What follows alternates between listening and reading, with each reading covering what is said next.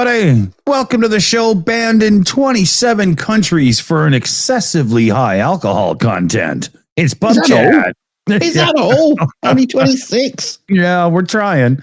And I'll drink up. We'll get there. Glug, glug, glug, glug, glug. Yeah.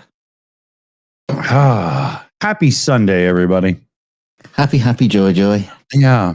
Yeah. Is it a happy Sunday? Is it a happy Sunday for you? Well, I lazed out and got pizza, so I don't even have to worry about supper because I over-ordered so we could just eat it all day. Again. So that's good. And I've, got a friend with me, so that's good. Who's that? Shardy Weedwater. For a moment, I thought you meant me. Well, wait a minute. Are you hiding in the laundry room or something? I have to go and look.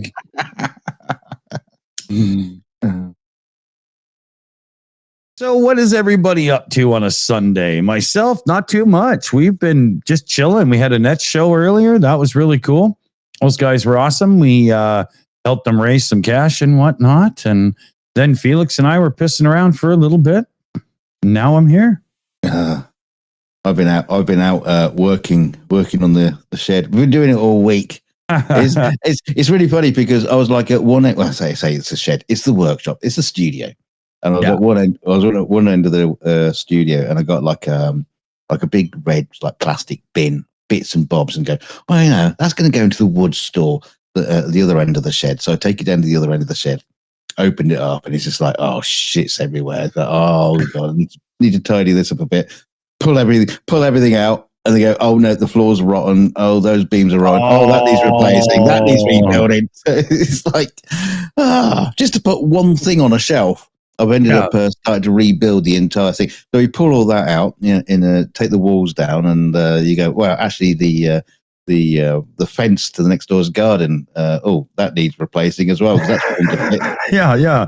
Surprised they didn't have you build a river to the shores of France, or a bridge. I mean, pulled off. Like all this ivy that's been not only growing on the back of my shed, or the workshop, sorry, and also along the fence. Ended up with like this like 6 foot tall pile of ivy in the garden. Oh no, I'm gonna get rid of that. So that was burnt off yesterday. I was just knackered. Fucking knackered. We speaking of burn, we just had our fire ban lifted, so you can have like a little barbecue pit and that kind of thing. Because where I live, it's fire season. It's really so there's no open fires, and you can go out in the evening now, and everybody's got something going on. It's hilarious. I can't imagine you having a little fire pit in your little area. Yeah, no, I'm not allowed to, but too bad. Yeah, it can set off like a big forest fire, but Yeah, you have to be careful over there, I guess. Oh yeah, very much. And there's all these restrictions on how you build one and stuff. It's got to be done right. But even then, Hey, I tell you what, on that note, I did have a story we never got to last week, which was, let me just scroll for it. About birds, electrocuted birds. Oh, yeah.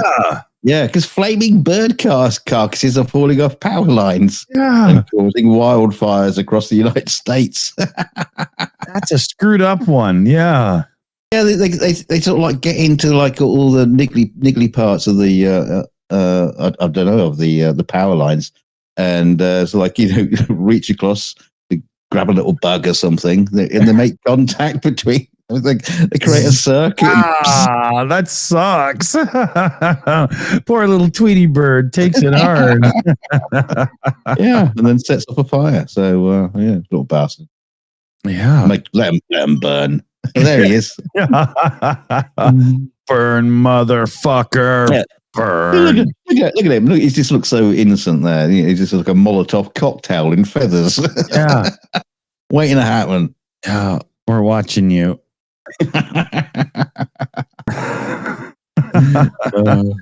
But yeah, I remember being a kid when I learned that power lines were dangerous. Don't touch them. I was always thinking to myself, but birds just seem to sit on them. I mean, I know. Well, it's like that Homer Simpson, gag where he's got like the beer stuck on one power line, he's on the other, and he's just reaching for it, and it's like, bzzz, every time he reaches for it, he doesn't learn, he just keeps reaching for it again. Yeah. Oh, yeah. That's a funny one. Mm. That's a good Homer gag too. Dope every time. Dope. Yeah. You know what I was thinking about earlier? What was that? The best one-hit wonder songs of all time. Oh, the best. Yeah. Now this would be different for you and I, because bands that I would call one-hit wonders, you'd be like, they had 5 or 6 songs. So it's one of those things, right? Yeah. Well, it's the same for over here. American bands that only get one hit over here, but yeah, or Canadians you've never heard of. So it's usually that. Yeah, Canadian music doesn't seem to have as much reach over here as the US market. It's odd. Yeah. Well, it goes that way for a lot of nations. Like the US bands are always hot in Australia and other places, but in Canada we get one Australian band every 5 years, maybe 2. It's odd. Yeah. Australian bands, I can't really name them. Men at Work, AC/DC. Oh, well, yeah, okay, fair enough. AC/DC. Didn't think about them. What was the other one? What was the other one? Dum dum dum. I need you tonight because my knees are so raw. INXS. Yeah, that's it. INXS. Yeah. Oh, I thought they were from Australia's island, New Zealand. Oh, they could be. I could have just done a big oopsie. Yeah, no, I was kidding. Of course, an international incident. I think I just did that actually, because there's a whole bunch. We're not their island. I just. Yeah. That's the whole Vegemite Marmite fight, really. Yeah. Isn't it Aussies? Wrestling in it. Yeah. What? Well, don't Aussies like Vegemite and Kiwis like Marmite? Well, I don't know about Kiwis, but I know British people are basically Marmite, and Vegemite is Australian. Maybe it is Kiwi too. I don't know. In Canada, we get more Marmite on the shelf than Vegemite. But what I mean by that is sometimes you can find one row of the Marmite jars, and usually you can't find Vegemite. Yeah. At least in my area. I don't even know what's on the shelves. One place is for it's the bin. I actually don't mind the stuff and do get it a few times a year because it lasts somewhat forever, right? Yeah. I mean, what does it do? Well, yeah. Grow up and walk away? It's the only time it goes bad, isn't it? Well, it's yeast, isn't it? So it just probably it keeps on growing. If you keep a jar long enough that's just got scrapings in the bottom, it will regrow itself. So yeah. It is actually amazing, when you get down to the bottom of a Marmite jar, just how much you can get out of it. Yeah. Because you eat Marmite properly, it's just like a very, very tiny thin snither. So you can still get like 2 toasts worth out of an empty jar. Oh, yeah. I mean, you used 8 times the butter than you do Marmite, right? Or whatever. It's just, yeah. But yeah, it's one of those things. You either go, that's interesting, or you go, why is that a food product, right? Because isn't it like waste yeast from beer joints and the beer brewers and stuff? Like, isn't it even like a waste product, really? Yeah. As far as I know, that's where it came from, but I could be wrong. That's what I've heard too. Which is, that's like turning coffee grounds from your coffee maker into a food product, right? Yeah, it's called instant coffee. Oh, the scrapings off the factory floor. Instant coffee isn't fit to drink. That stuff is wrong. You're wrong. It's a fight. Do you enjoy coffee that comes from those machines in hospitals that's supposed to make you sick, so you go somewhere else to eat and leave the building for an hour? No, but you got to do instant coffee. The thing about instant coffee. I will do this because we've had this fight before, and and I'll go over the grounds again. But you have to do instant coffee properly. You know, a lot of people just don't, just slam it in just and throw it right in the bin and be done with it. No, my instant coffees are lovely. In fact, other people's are like, when they try my coffee, go, "Oh, that's really nice coffee. Where do you get that from?" Yeah, it's just fucking instant coffee. Shut up. And if you do not believe that. It's true. It's true. If you do it right, yeah. I mean, the thing about instant coffee is like, yes, in those machines, it's fucking awful. But then the granules have probably been like open to the air. They keep them stacked in those plastic cups, right? That's like pre-made, and that coffee has been like left open to the air, and it's just like been sitting stale. Yeah, no wonder it tastes like shit when it comes out the machine. It tastes like it was filtered through the unclean underwear of a Mexican farmer. Yeah, and then of course they have to use that UHT milk as well instead of like normal milk. Oh, it's like you could have to put shitloads of sugar in it before you can even drink it. Powdered petroleum that looks like cream. But it's like I drink decaffeinated coffee as well, which is probably for you that's just laying on thick with the insults. But it's funny because we had a runner at work who says that I'll make everybody some coffee. So yeah. I'll have coffee, about 1.5 sugars, milk, blah blah blah. I explained how you put the milk in before you put the hot water in, so you don't burn the coffee. And he comes back with this coffee. I was like, spat it out across the room. He said, "What the fuck is this?" He says, "Well, you got decaffeinated coffee, so I put two heap spoonfuls in because to make up for it." It's like, that's not the point of decaffeinated coffee. You just have more of it just to try and get the caffeine kick. It's like, oh my god, that whole story is wrong from so many angles. It's just. How can somebody be stupid enough to fuck up shitty coffee is the bottom line. I need to. Yeah. It is possible. It is possible. But. Wow. Yeah. I used to drink proper coffee a lot. I used to drink was it the Italian brand Lavazza was my favorite, and I'd make it in a cafetiere sort of thing. The push down squeezy things. Oh yeah, that was great, but got the shakes after it. It's like,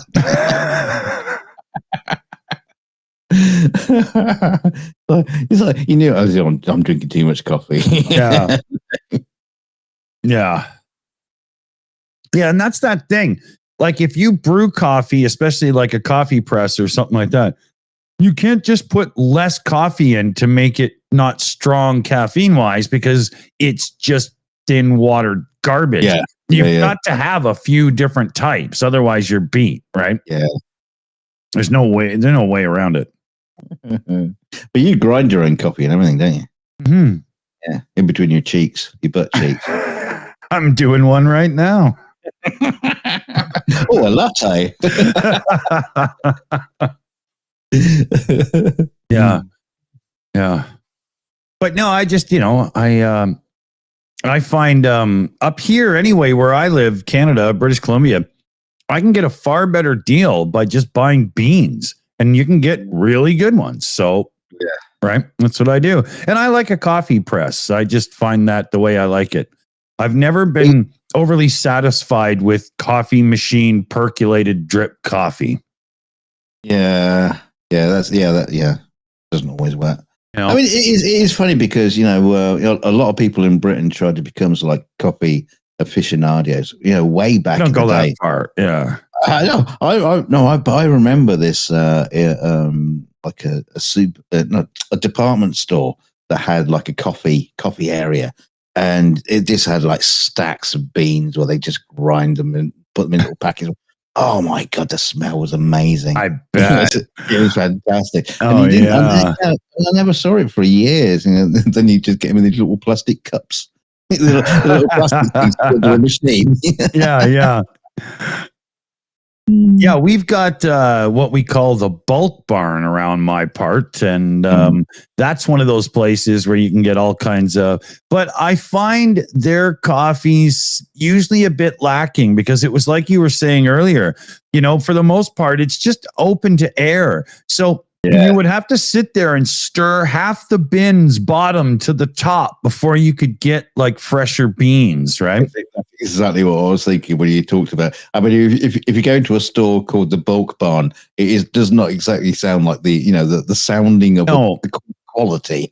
I'm a little leery of the place because I love the idea.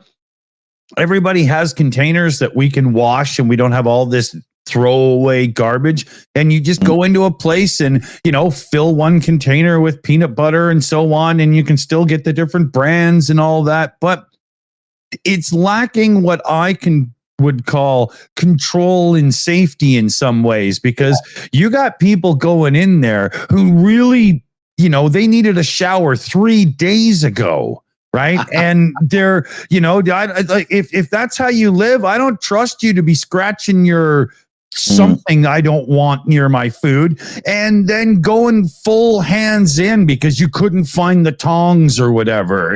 And then even then they touch the tongs, they touch the lid, and it's. I always lick the tongs just to make sure. Oh, yeah. And you remember that video we showed of that stupid fucking girl with the panties in the bread rack, that was me. Yeah. So, I take the bread out, put it in my pants, walk around the shop a bit, and then go and throw it back in again. Yeah, that's why the buns are still nice and warm. Well, just like I remember. I know a guy. I know a guy in town here. I used to know from Southern Ontario years ago. And years ago in Southern Ontario, you could go into what was specifically the beer store, and you would walk in, and there's a big menu on the board in front of you, like McDonald's, and there's a cash out here, or a person you order from here and pay, and then there's a cash out on the other side you give your ticket to, and the beer slides out on the wheelie conveyor belt thingy, and boom, you grab it and go. And it was no muss, no fuss. It wasn't a pretty place. It wasn't, oh, would you like to taste some wine? And, oh, here we have some cheeses that you might be interested. It was just, and it was the greatest thing ever. But and it's probably like, if it was controlled properly, health wise and stuff, it'd be a lot safer than, you get somebody in there and they're pawing everything, and you don't know, whereas in that place, it was just the staff. As long as they're trained right, it's the same as going to a restaurant, Yeah. No, that would make a lot of sense. A lot more sense.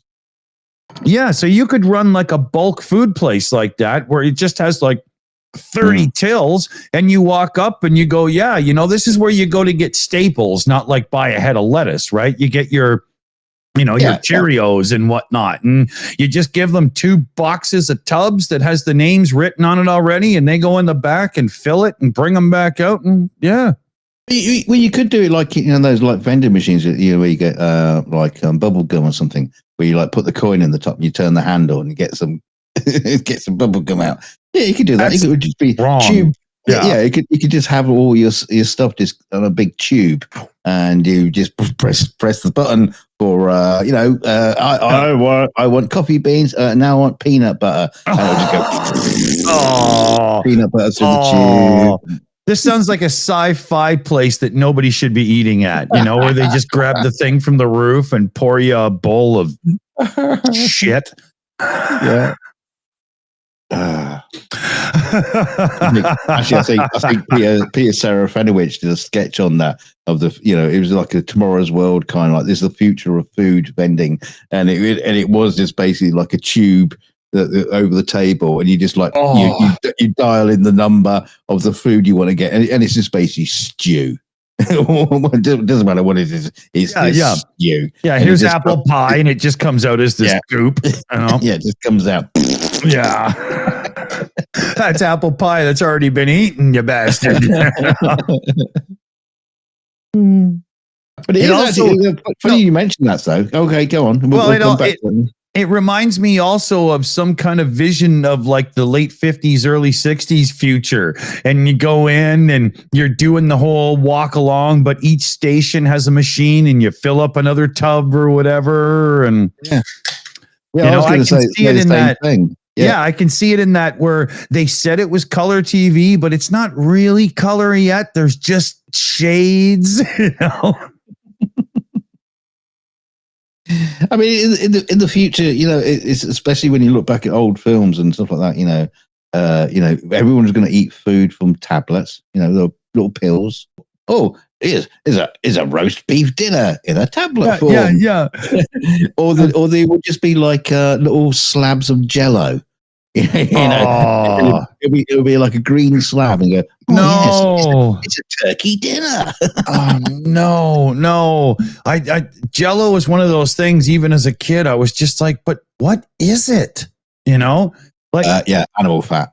Yeah, I mean, I remember when I was a kid, a chocolate bar made sense because it's like caramel and stuff and chocolate or whatever. But then you get a candy and you're just like, but what is it? I know what it's supposed to taste like, but what is it? No one would ever tell me, Oh, you mean like a boiled sweet, a candy? Well, like one of those, or maybe like a gummy, or gummies. Yeah, what is it? It's gelatin, isn't it? It's like and that's basically comes out the bones of beef or something, doesn't it? Yeah. When I had that explained to me, I was like, oh, that makes it a lot better. That's good. So it's like head cheese flavored strawberry. They didn't invent the vegan bone, cow bone. God knows what that is. Yeah. We need an animal with a skeletal structure that's a vegetable. A tree. It's called latex. Boiled ant. You have the entire forest coming to kick your ass just because you wanted to give the kids Jello. You do get those bugs, those little snotty gelatin things on the leaves and stuff. Maybe that's what they make it out of. You collect up those insect spittoons. That's not helping. That's like saying, it's like being an ant and you get to suck honeydew from another insect's ass. Yeah. Actually, they do that. I know. The big honey ants, they've got big fucking massive abdomens that's just full of honey, and you'll see the guys like pick the ant up and just bite the end off it. It's delicious. There's a dude on YouTube. The Ants Canada Ant Channel is how you'd find him. He lives in South America. He used to live in Canada, and he showed a video recently of an ant tickling one of the little bugs to make the honeydew come out. It was really funny. Oh yeah, that one as well. Yeah. It's funny. I don't know how I ended up watching that. I'm not exactly an ant keeper, but Oh, tickling in the abdomen. Oh, what's that? Yeah. Oh, this is not what I expected. Yeah, I thought it was. Yeah. No, what he did was he built a 10,000. I don't remember what it is. He built this massive indoor vivarium. I mean, it's the kind of thing that 20 people could stand in hotbox if they wanted to, right? It's freaking huge. And then to make it cooler, he built another one the same size above it with like an entrance from one to the other. So he could have like the top of the trees of a rainforest. And the first one is the bottom. And holy, is it a cool project. This guy knows what he's doing. He's really good.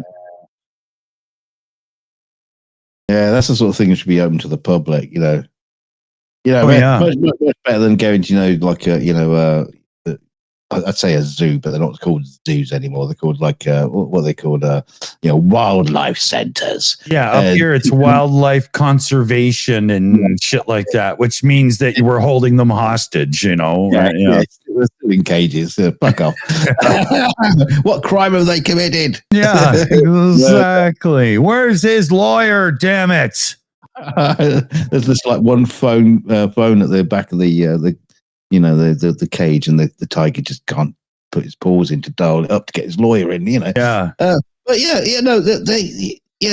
go to one of these wildlife centers, and they'll have like a terrarium, and it's got like a fucking stick insect in it, and it's like, yeah, but where is it? Yeah. You filled the fucking thing with sticks. How am I supposed to find the sticky insect? But his place sounds like more like a SeaWorld kind of thing, where you got big, huge glass, containers just full of a coral reef, fish and sharks. Yeah. Sounds amazing. In one corner, he's got like a 40-gallon or whatever it is, little pond fish area, and it's got like all the soil critters and insects, and as you go up through, there's like toads and frogs or whatever the hell they are, and so on, and like I don't know, like little things with big tongues that eat shit, and but he's built like a really well balanced ecosystem. There's 3 or 4 colonies of ants living in there, and yeah, that sounds cool. Yeah. You just use it to bring chicks around. Yeah, do you want to come around and look at my ants?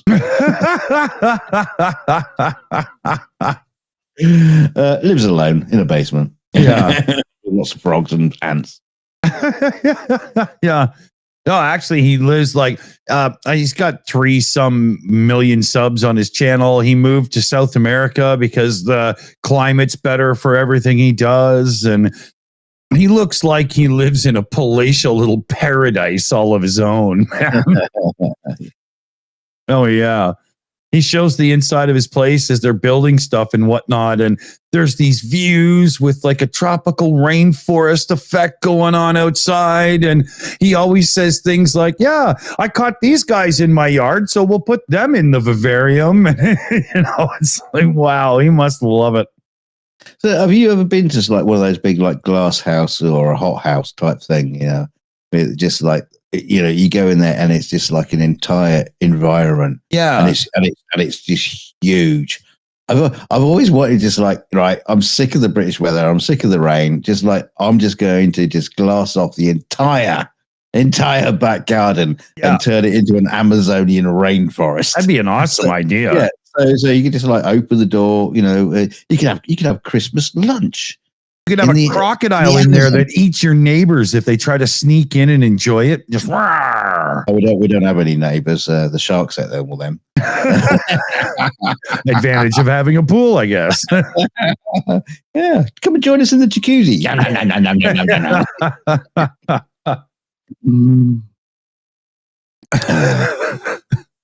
Well, it's like I always say. Let's say you're going to move into a place, and it's you're just moving in. You need to set it up so that you have the right structure for your neighborhood relations, right? So you may think that means you move in and you're all nice and you go and introduce yourself to people and blah, blah. No, that's completely wrong. Yeah. Because you've got to make sure that you have a place for your relations to grow and improve so people feel good about it. So the first thing you do is you move in and you piss everybody off with a supreme party. But then you go and apologize after and show everybody you're cool. And then there's somewhere for your relationship to ascend to. That's how you do it. Yeah, so you basically say, well, it's your turn for a party next, and we're all coming around to your place. Exactly. Oh, I know when we just like shit in their garden. There you go. This is how our relationship is starting, and this is how it's ending. Yeah. I met my wife when I was puking in her flower bed. Yeah, I met my wife when she was puking into my face. And I liked it. Yeah, you go to the odd trailer parks, not the normal ones. No. I go to the ones with the trailer parks where they're taking the wheels off and bricked it all up. Yeah.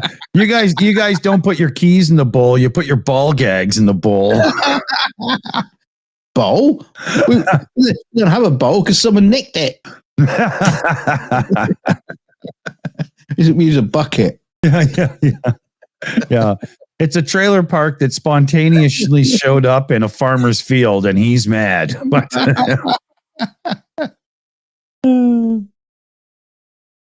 wouldn't that be funny? Just make a trailer park somewhere.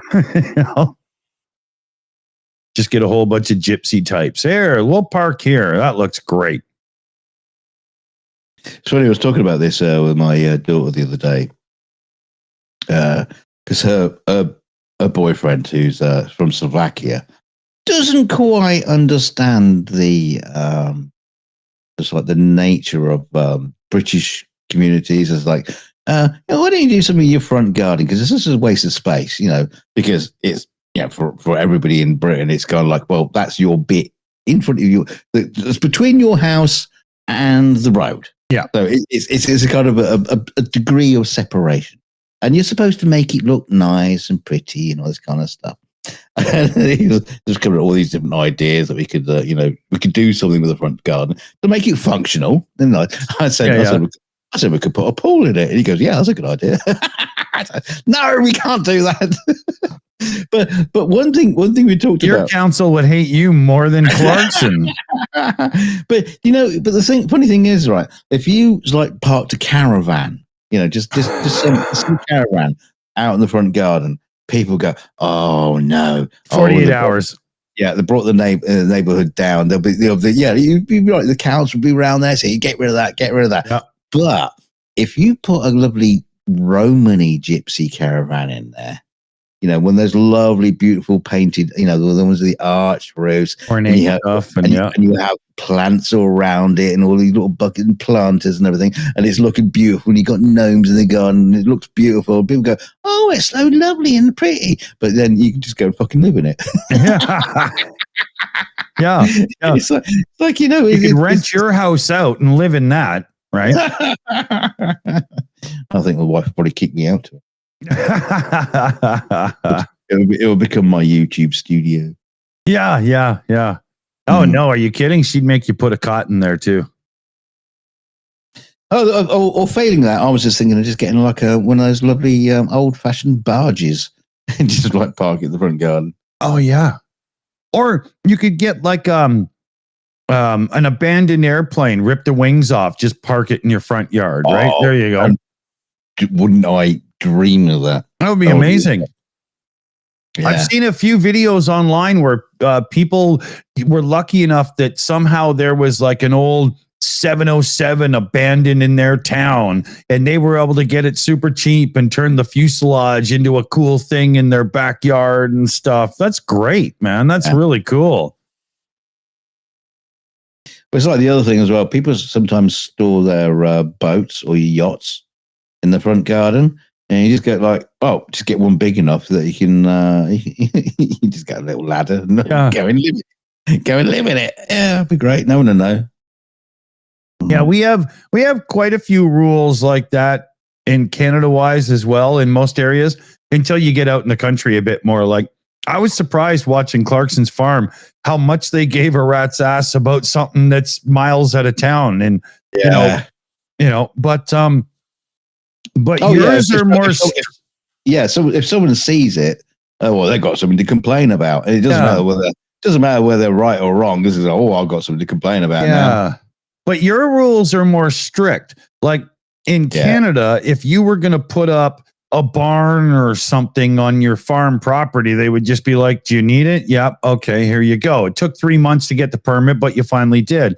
But in the UK, Clarkson had to tear the roof off and redo it with slate because the metal roof of the barn wasn't good enough for the community.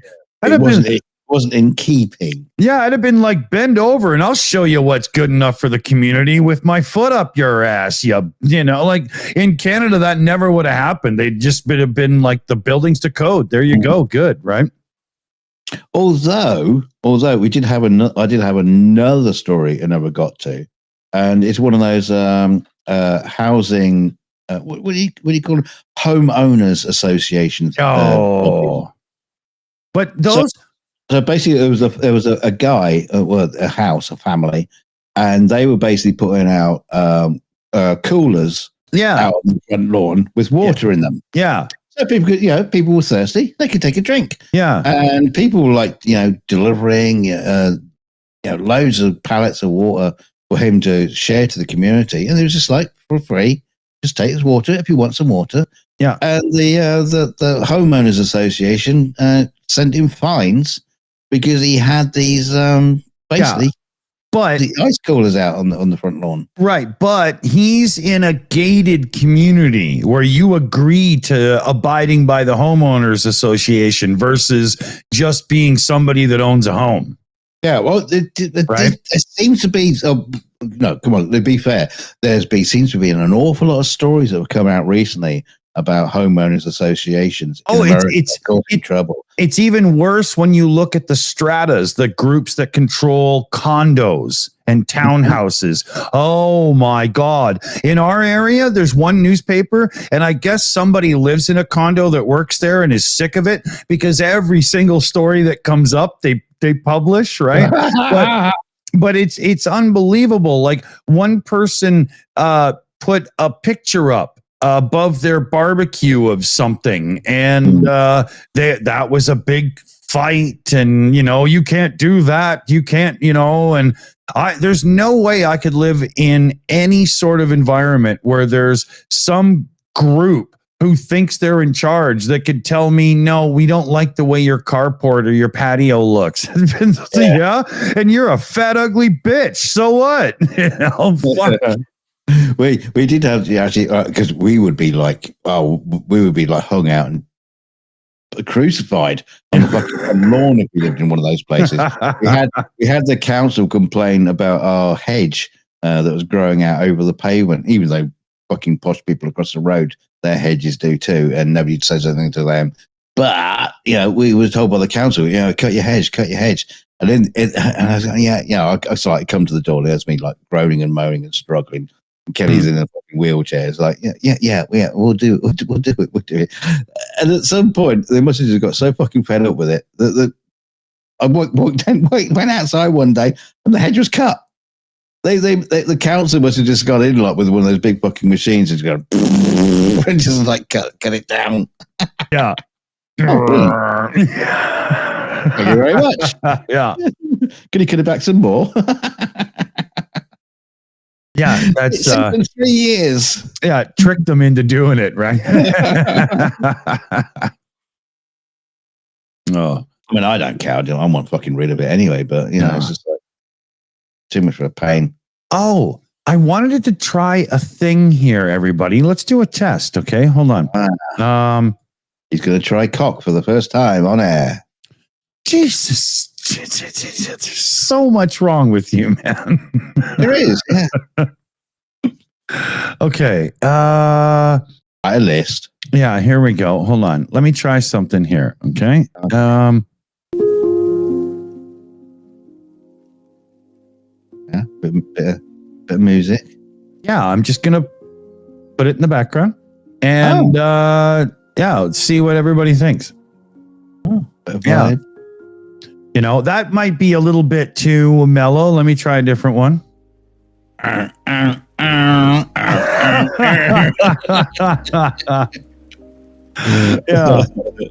Like, this got a little bit of a Charlie Brown thing going already. I'm kind of liking it. Let's try this one. Oh, you're just going to try to send me to sleep, aren't you? Yeah, well, I can keep going. You want me to go some more upbeat? No. Hang on. I know. Oh, I like this one. It's like we're in a nice little lounge bar. Yeah.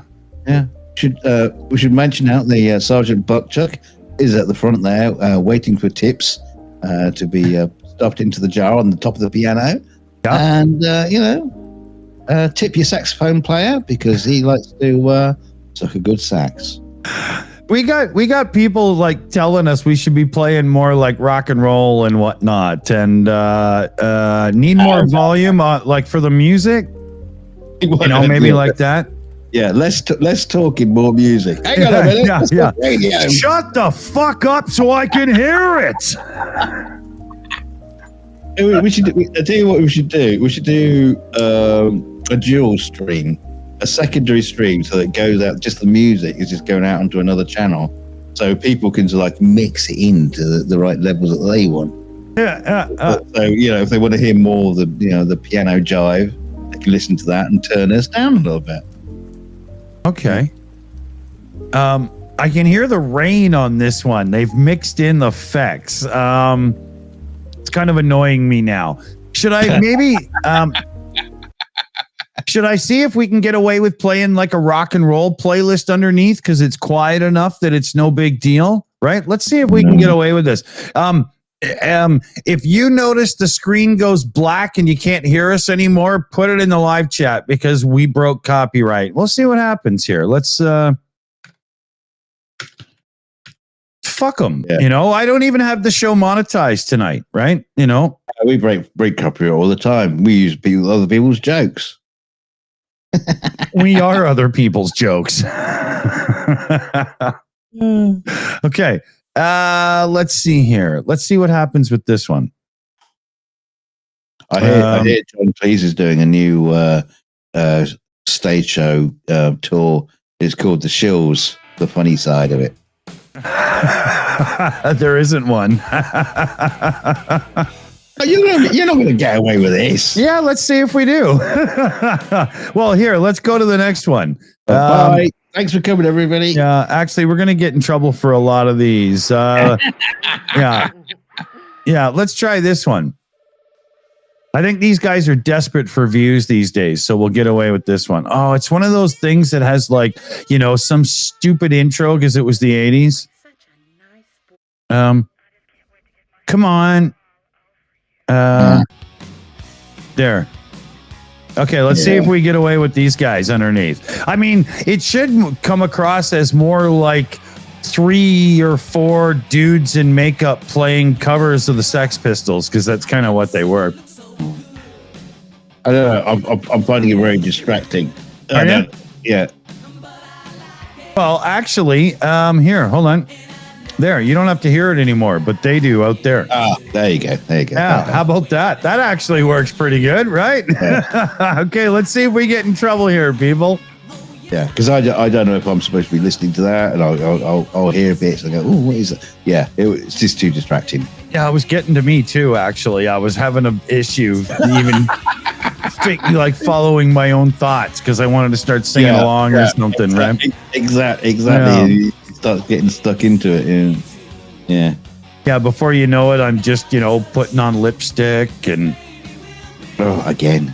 I mean the thing is, it'll be the same for people in the chat. When are they going to stop listening to us and go, shut the fuck up? So yeah, let us know if we get taken down off live. So far, YouTube Studio isn't bitching at me yet. I think it would.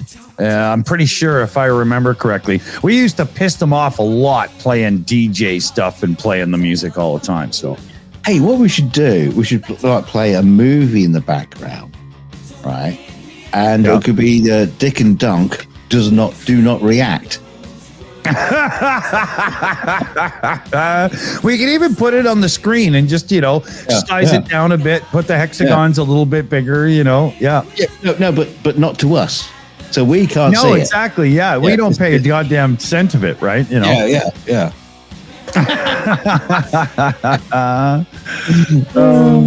We could look at a whole new thing, just the non-reaction channel. Yeah. Okay, yeah. I just turned it down a tiny bit more just to make sure. Hey, that's a cool one, Petrie. So let's see here. What else? There was a few things I wanted to get to today, but that whole thing where you forget when you're on the spot. Yeah, I'm doing that right now in a high degree. I normally forget while I'm mid. Yeah, that happens to me too. I'm just gonna fill my little pipe again here, and we'll keep on the move here. So why did I come into this room? I remember. I was supposed to be doing a stream. Yeah. Oh, I did want to make a prediction. You know how we've been tracking the car companies and their bad behavior, like BMW with the subscriptions and GM getting in trouble with tracking us and everything and selling it. Are you going to make a prediction of things are going to get worse? Oh, big time worse. But I predict one of the next car companies to go down for this stuff is going to be Hyundai Kia. They had a lower end vehicle at a cheaper price and a reputation for poor quality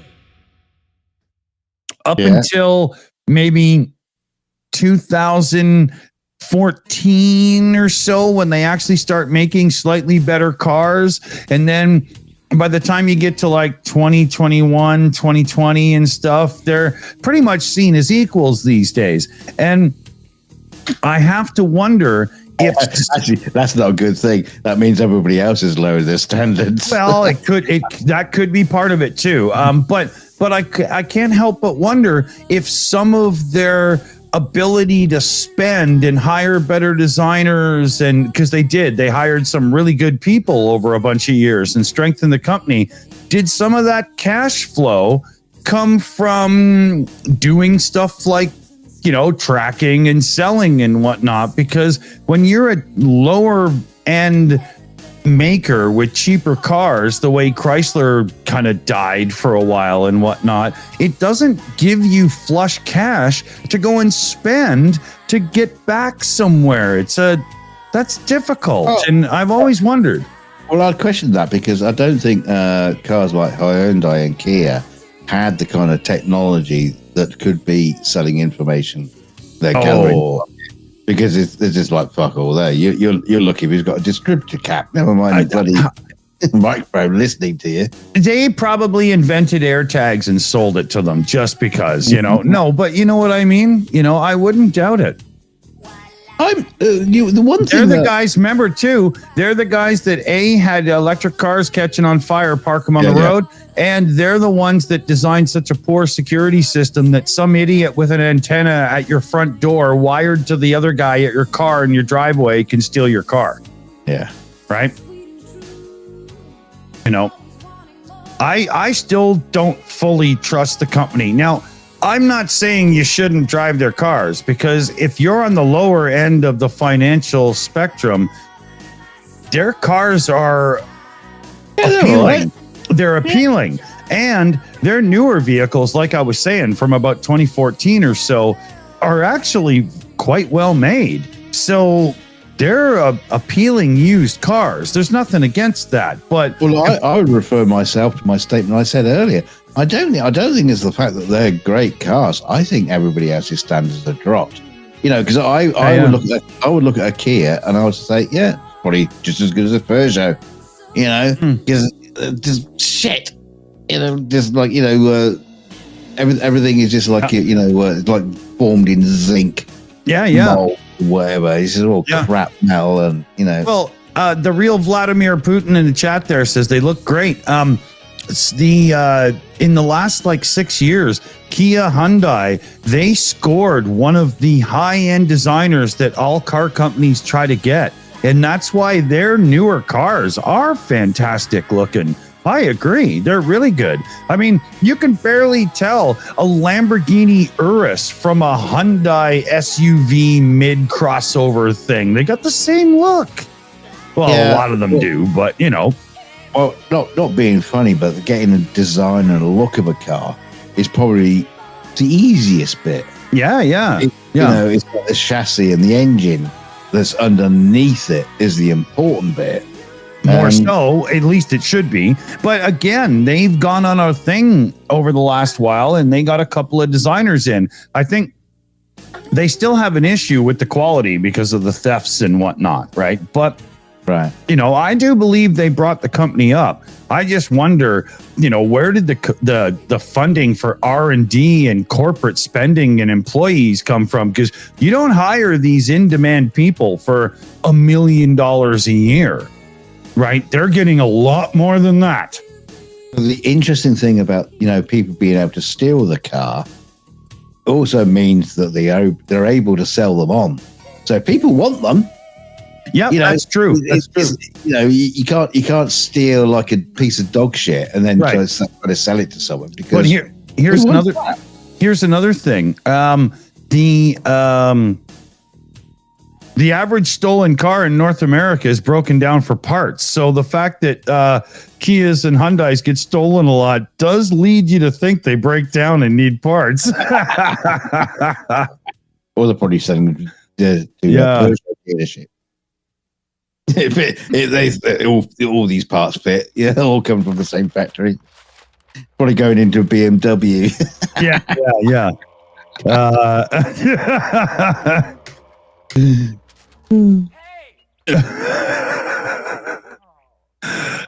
Give me 1 second here. Nick's gonna jump in for a minute, but he's not quite joining right, and there's this whole issue with links or something. So this is that whole thing I was talking about, right? Is he paying the fee? Yeah. The entrance fee, because without the entrance fee, you can't come in. Yeah, you got to pay the boatman, right? He's not wearing trainers, is he? We don't allow people in here with trainers. Yeah, that's right. Yeah, you got to have wingtips, man. Yeah. Okay. Dick's wearing sandals. Not wearing a fucking thing on a shirt. That's not even a real shirt. That's just like taped onto the front. There's no back to it. Yeah. No, that's an AI graphic he made for me. I mean,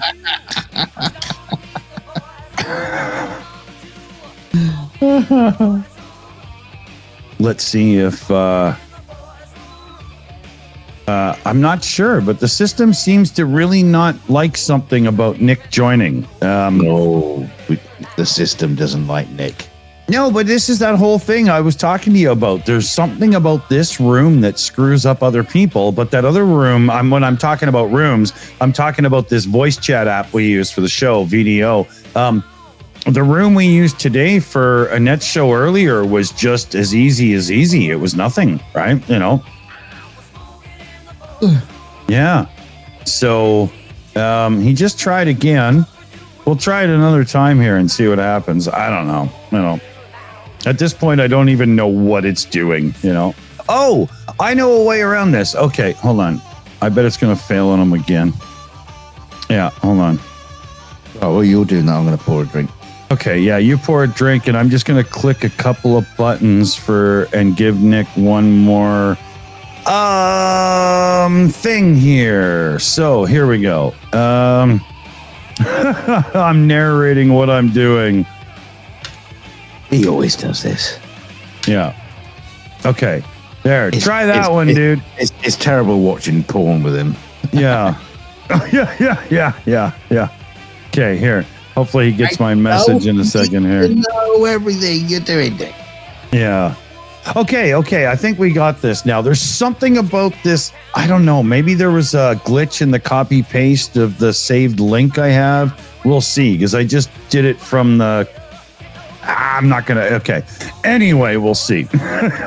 We'll see. Yeah,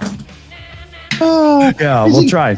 It's a good job he doesn't take his microphone and his headphones with him when he goes for a shit, because we call it didn't need to know, really, quite frankly. Yeah. Hey, he's in. Okay, hold on. No, I got to put you on the show first, because you can't be heard until I do. It's, one of those things. Hold on. I'll fix everything, because I know how to do this real quick, he says, as he struggles to figure out what the hell he's up to. In the meantime. Yeah. Okay, and if I go like this and go like this, I think we actually did it. There he is. You're in, okay? In Tim.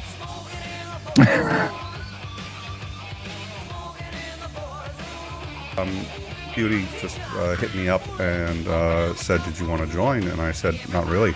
And she said, "Well, don't blame you." And she said, Well, they've been having a lot of problems with the system, and I was just like, how long would it take for them to hook me up? He's probably about 20, 30 minutes. I said, that's worth it. So, anyways, thank you so much. I've had a blast. It was a lot of fun, and good night. Have a good night. All.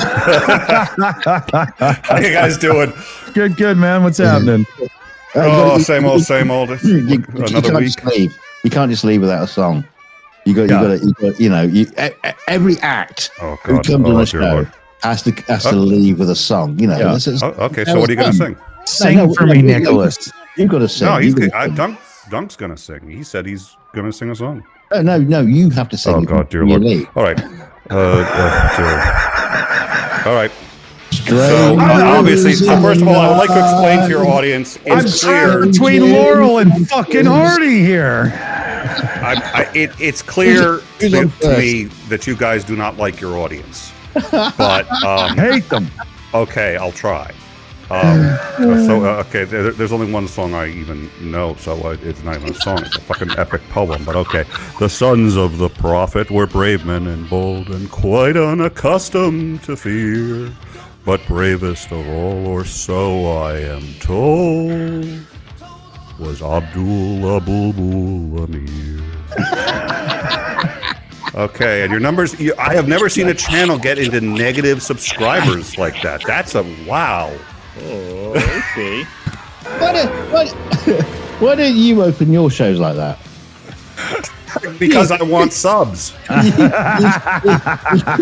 You come onto our show and you just lower our standards immediately, just like that.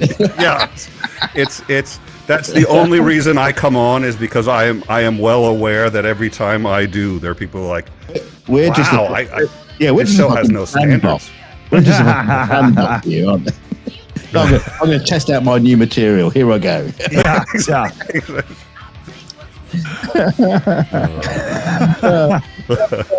A Jew and a Muslim and an orc walks into a pub.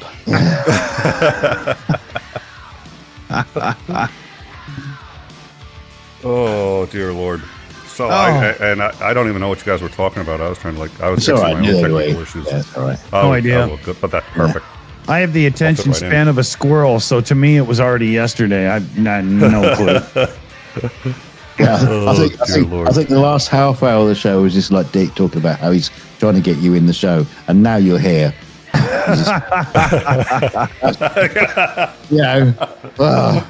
What a fucking letdown. Yeah. Hey, we're still doing okay. We've been playing music this whole time, and there's no issues with copyright or anything. We're getting away with it. I thought you were just going to get a content strike for my singing. I just thought YouTube was going to be like, no, that's like acts of war crimes. It's the same thing when I do singing. They can't match up the notes. It's not matching up the notes. It's about violating the Geneva Conventions. It's like, people have to listen to this. No, it's about the fact that no human reviewer has the balls to even get through trying to listen to it to make sure. Yeah, I think that's it. I think that's why you guys are good. So, for fuck's sake. What do you coming up this week? Anything planned other than just hot news as it passes, as it comes? We're still kind of getting back into the stream of things, and this is one of those things. Like, if you're not a YouTuber, that's a no. You've got no idea how hard it is to get shit set up. No, we're going to cover the debate. And we're still trying to figure out, I think. Oh, the debate. Can't wait. We're going to cover that live. And Lance, as you know, is just sort of like, we talked to Lance, and he's like, I'm going to be gone for a month. And Rudy Wells just finished putting the bionics in, right? A couple of days, yeah. And he's just like, I may be ready in a couple of days. It's like, Lance, dude. It's just like he goes from a month to, because he just wants to. I was like, we want to have you, but... So I don't know. We're looking at who we're going to have on. I've got a couple ideas who we're going to have on. It's going to be Xandering, myself, and at least one other person covering the debate.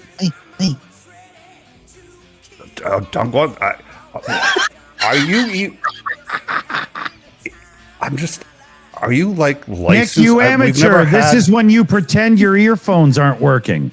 Oh, exactly. This is exactly. I wouldn't dare. I wouldn't dare sully my shoes crossing the doorstep of your channel.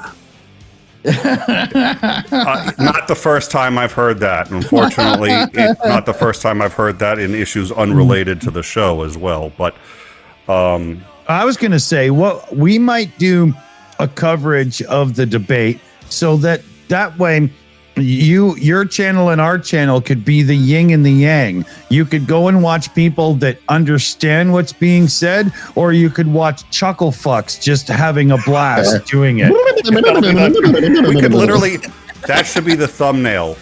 It's like either chuckle fucks versus and I don't know what was, intellectualism. Oh, even a better idea. Even a better idea is our two channels have a debate about the debate during the debate. That's Inception level shit right there.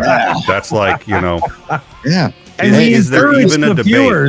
we encourage the viewers to debate about our debate on the debate, so we can get that whole infinite mirror thing going on, right? It's never been done, and this week you'll find out why. Well, my viewers are all solipsists, so they're just going to sit there and say, "Well, you can't debate because there's only one of us." Yeah, but you know what they say: when there's only one of you, there's always room for Pornhub. Is that what they say? Oh, yeah. Thank you for reminding me. I got to clear my browser history. Just hold on a sec. OnlyFans.com/Dawson Dick. You weren't kidding, by the way. I'm impressed, but okay. Nobody's ever seen what I could things I could do with a cucumber. It's just.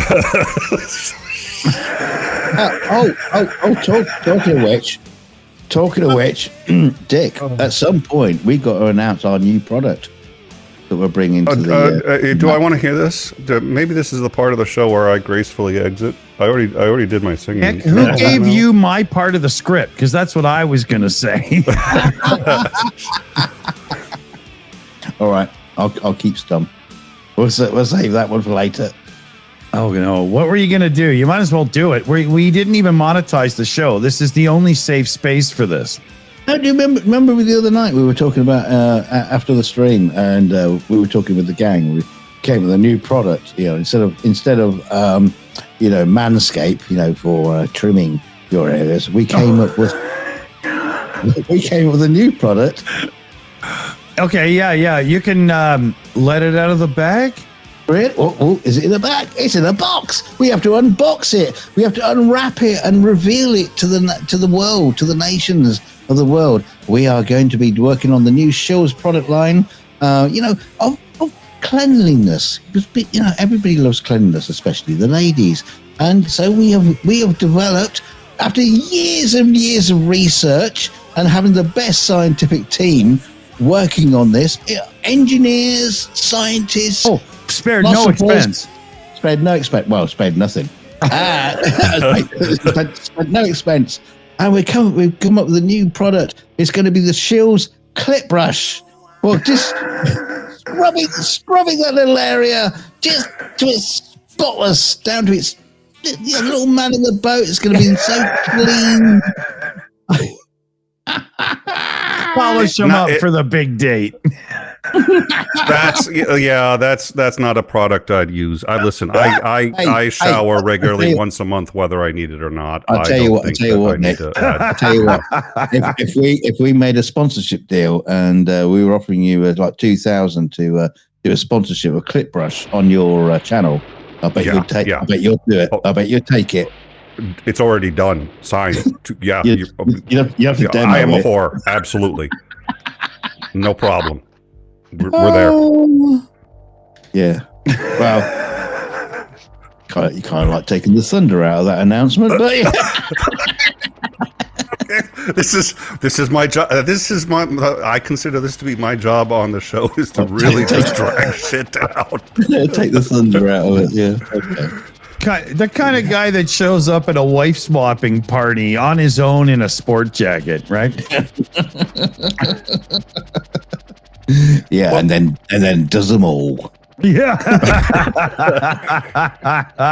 Yeah. When the bowl of keys he comes around to him, he just grabs them. Okay, who's in? No, just checking. Go for the. Okay, who's in the Tesla X? Okay, hold on. A Ford 150. Okay, I'll be bold and ask, but I'm not optimistic. Okay, yeah. I'll just go through the. It's kind of funny.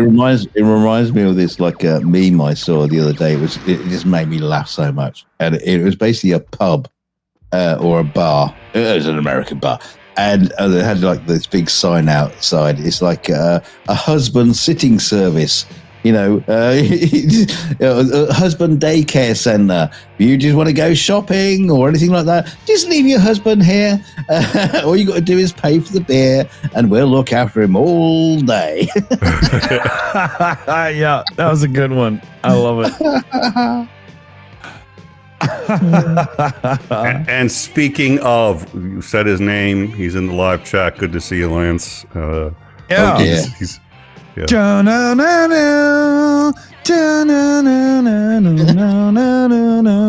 Lance got his bionics, man. Oh yeah. It's the $6 man. Yeah. He's got Rudy Wells and Oscar teaching him how not to destroy everything he comes into contact with. So he'll be up and good soon.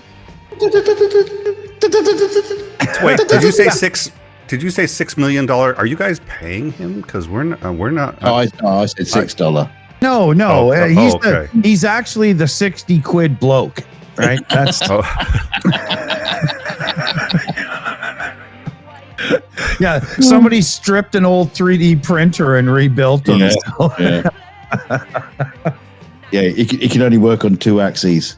Yeah. The third one needs a new belt.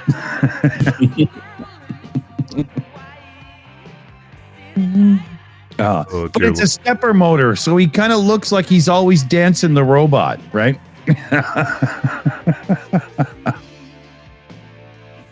Did you guys see the what is it? The Trump doing the mosquito thing?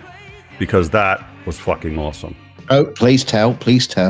Okay. So Trump is losing his mind, and this is not a fucking joke. I mean, everybody already. It's a shock because you'd have to assume he had one in the first place. But he's been starting to make a great deal more gaffes and just doing weird shit. He was on one of those town hall meetings on Fox, and he said roughly along the lines of, "We got to get rid of those politicians. We all know dirty politicians, rotten to the core. We got to get rid of them." And the mosquitoes, there's so many mosquitoes now. There didn't used to be this many mosquitoes. Mosquitoes are bad. We got to get rid of them. And it's like the politicians. We got to get rid of the politicians. And Seth Meyers was just like, yeah, good save there. Well done. Stay away from the mosquitoes to the politicians. But he's always done shit like that, but never that bad. It was insane. Look up the Seth Meyers mosquito. Everybody's been covering it, but between that and like a dozen other, he's every hour. It's like there's a joy to be had. And two weeks from now, even Fox News will have to cover it because they'll just be like, it's so obvious he's losing it. And I think it's, aside from the fact that I have to believe being indicted has a lot of pressure and you might go to jail shit. All that notwithstanding, now he's campaigning, which is actually, I think, harder than running the country. He's actually like campaigning for the job. He's too old. He's going to be worse than Biden in 2 weeks. I guarantee it. Did you enjoy his web of thoughts and use of the English language? I'd like to know what professor on the planet would ever be his friend, let alone admit to it. That was just so funny. I just have these thoughts and sentences, and I just web them together, and they all just like come together again. And I just make these brilliant statements, and English professors all around the world just say to me, "That's amazing." who the fuck? Yeah, like you say, who the fuck are these English professors that are studying for Trump? Going, brilliant job, Mr. Trump. Yeah. Brilliant. The way you meshed those sentences together, when you talked about the shark and the electrocution, and just like how you just like made those clash together in an amazing thought. Shakespeare couldn't have done better. And psychologists all over the world are saying, are these English professors, are they in the room with us now? Oh, that's funny. Oh, it's mad, crazy. I am queuing up something really cool. So hold on and let me see if I can figure this out. And Cheney, Dick Cheney, of all, like, literally like Darth Vader looks up to Dick Cheney and says, I want to be more like him. He's the epitome of fucking evil. And he's like, I'm voting for Kamala. Trump has just, Dick Cheney is fucking voting for Kamala. I can't believe it. Yeah. Well, that's distraction techniques. It's to make you think that Kamala is a nut job. Oh yeah, it's like Putin saying that Kamala would be the best. I was just like, yeah, thanks. That's like your shoelace is untied. We've seen this before. Okay, we're not gonna. Yeah, but surely there must be a case where people are saying, "Well, if Putin says Kamala's the best choice." Oh, it is. That must be wrong. Oh, I actually had to fucking argue with those people in 2016. In 2016, I was getting into it with people, and they're like, well, Putin is voting for Hillary. So I was just like, A, Putin can't vote, asshole. B, he can vote with missiles. I veto this, President. Launch one.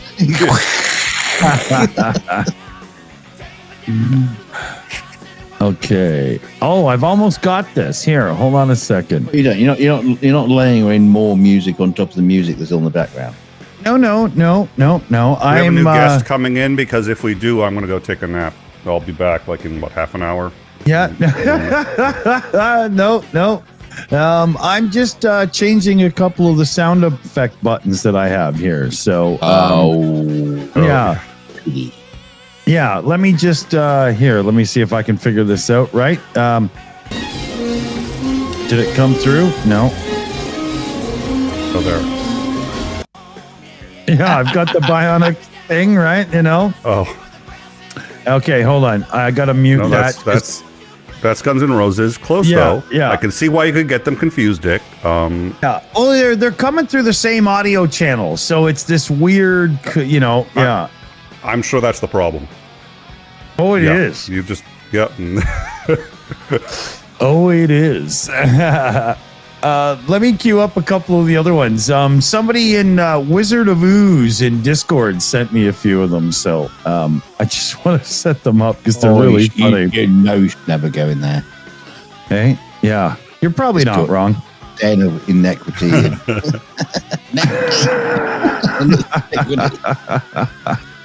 Long words, shit. Yeah. Stuff like that. Yeah.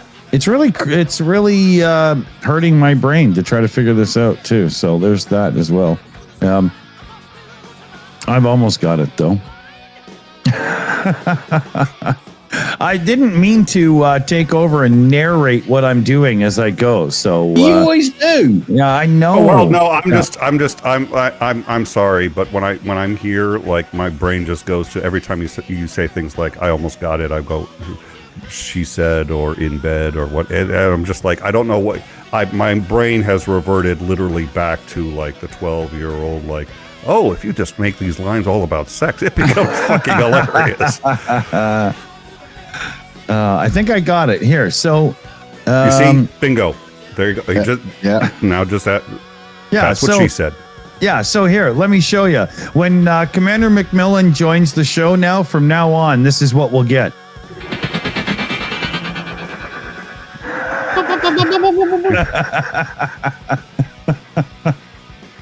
Right, there we go. You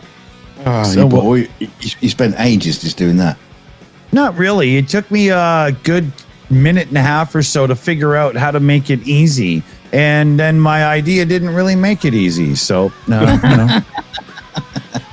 I think you and I are it's obvious we have the same producer. Yeah. Somebody who really doesn't seem to give a rat's fucking ass. or know how any of the equipment works. Yeah. Well, I'm supposedly due, but Anyway, somebody else was saying something there. Now for something completely different. Here, we'll use Monty Python to get away from that. No, I didn't hear him because you got everything all muted now. Yeah. It's odd the way everything's all set up. I know there's a way that I can mute the music to you guys without muting the sound effects, but I'm kind of lost on it right now. Not now. I mean, we don't want to hear the fucking narration of you set up. Exactly. Yeah. Well, I think that should be your next Shills show. Dick narrates production. He's done that. He's done that. He's actually built a show from scratch. And we've gone live and built a setup from scratch live, which was hilarious. It was brilliant. Yeah, it was fun too. But not every fucking week. No, let's not do that. I think people should super chat just for that, either for the yucks or just because like, wow, I learned something today. Usually it'll be how not to do it, but nonetheless, it's still valuable knowledge. It's like, okay, if you plug it in that way, it's going to explode. Well, we know somebody super chat something because Sergeant Buckchuck's dancing for nothing. Well, here, I got it. Watch this. I can play you the sound effect properly with no music now. Got it. Da, da, da, da.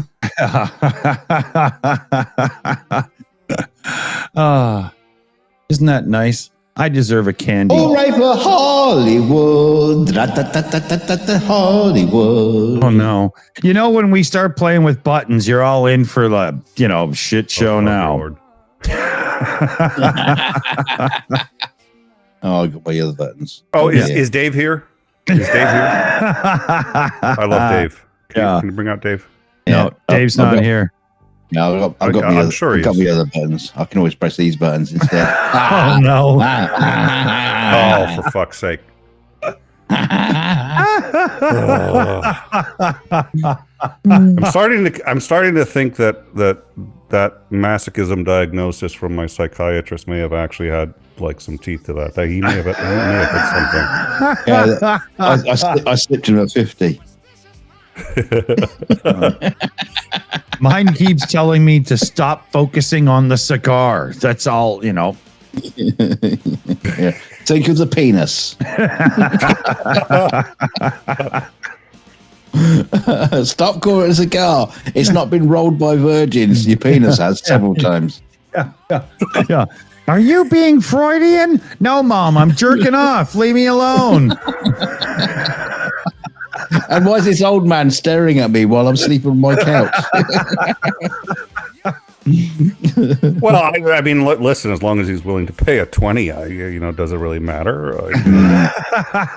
Hey, now you're going back to the excuse. Yeah. Again, that's the OnlyFans, but you guys know my policy on OnlyFans, which is I start naked and people pay me to put my clothes back on, and he makes a fortune.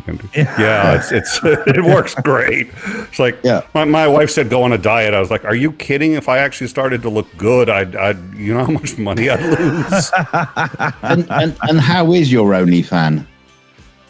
How is Well, his wife pays him $3,000 a month to put his fucking clothes on. Yeah, my OnlyFans said that they had a friend, and I was going to double the subscriptions, and never showed up. My OnlyFans also said that. Well, I have been in a regular chat with my OnlyFans. It turns out it's a Saudi Arabian prince, and he was looking for my bank account numbers. Because he's going to give me $1 million, which is going to be really cool. And then I'm going to say fuck you to all you guys, because then I don't come on here anymore.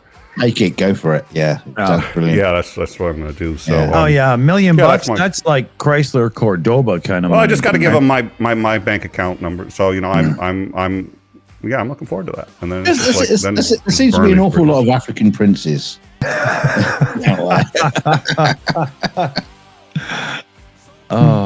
Yeah. Do they all work as janitors at burger joints? Or in some bot farm. I like that was a bit of an Eddie Murphy reference. Yes, it was. Yeah, that was a good one, right? Snuck that in. I can't believe I fucking missed it. Yeah, It went right over my head. Yeah, Got Concord. Yep. yeah. I thought That was a good. had to be done. The second one kind of sucked, but what can you do? Kinda. I was being generous. I was trying to be polite, Yeah. especially because you maybe talking one of you about- assholes liked it. So Are I you talking figured about I'd- coming to America or a Concord? That's like standing at the foot of Khufu's pyramid, going, "That's kind of big." You know what? I actually kind of liked the second one. It was a lot of fun. It didn't actually it suck. wasn't- It just wasn't anywhere near as good when, you know. No, it wasn't genius level, but you know, same about you said about Blues Brothers and Blues Brothers 2000.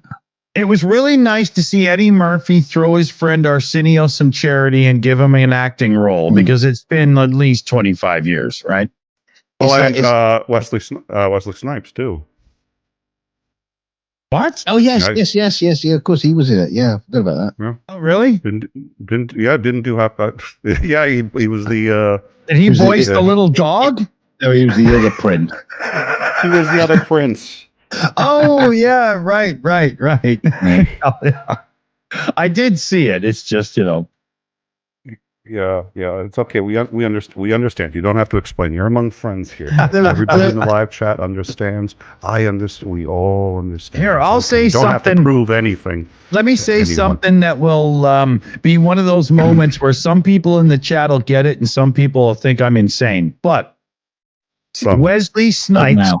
best appearance in any motion picture he's ever been in was Major League, the baseball movie where he plays Willie Mays Hayes.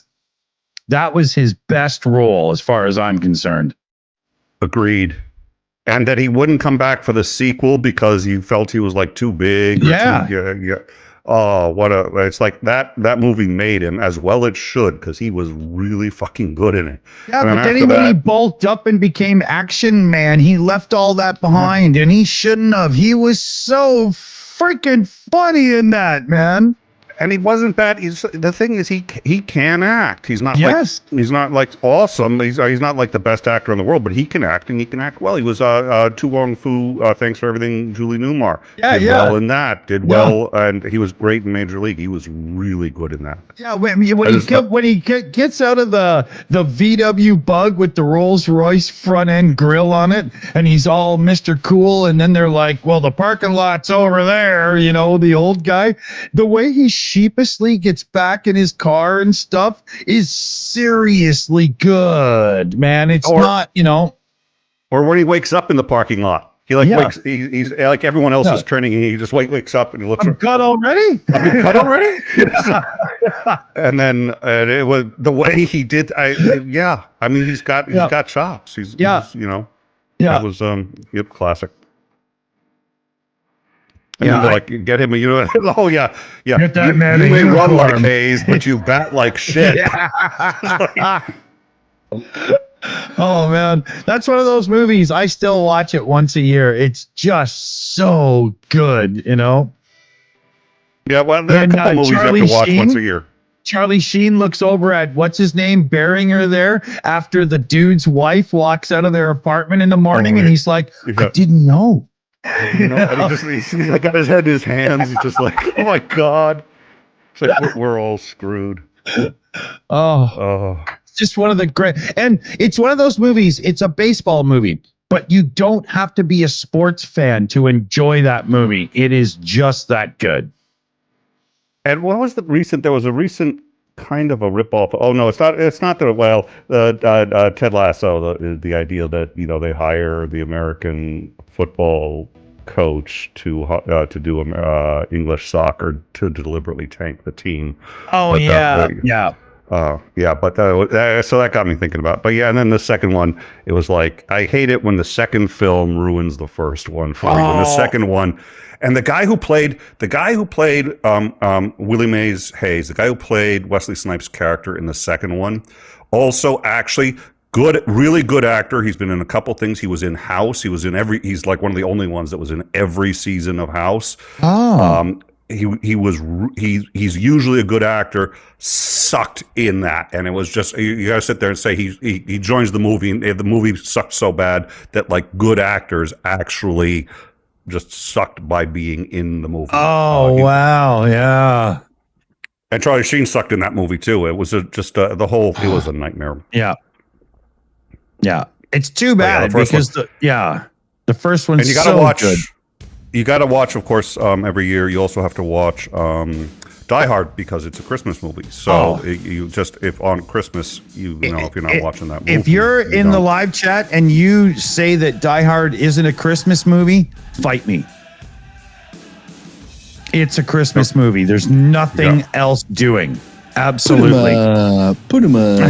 And you can, and listen, you got a lot of, I'm not trying to be an ass about it. You can watch number 1 or number 2. They're both Christmas movies. So if you didn't like the first Die Hard, you can watch the second one. It's still a Christmas movie. Totally. Yeah. I totally agree. Also, Lethal Weapon is a Christmas movie too. Yeah. So I mean, there's a lot of choices if your family, if your spouse, if your kids. Yeah. Silence of the Lambs, another classic for Christmas. Especially if you got young kids. Yeah. Schindler's List.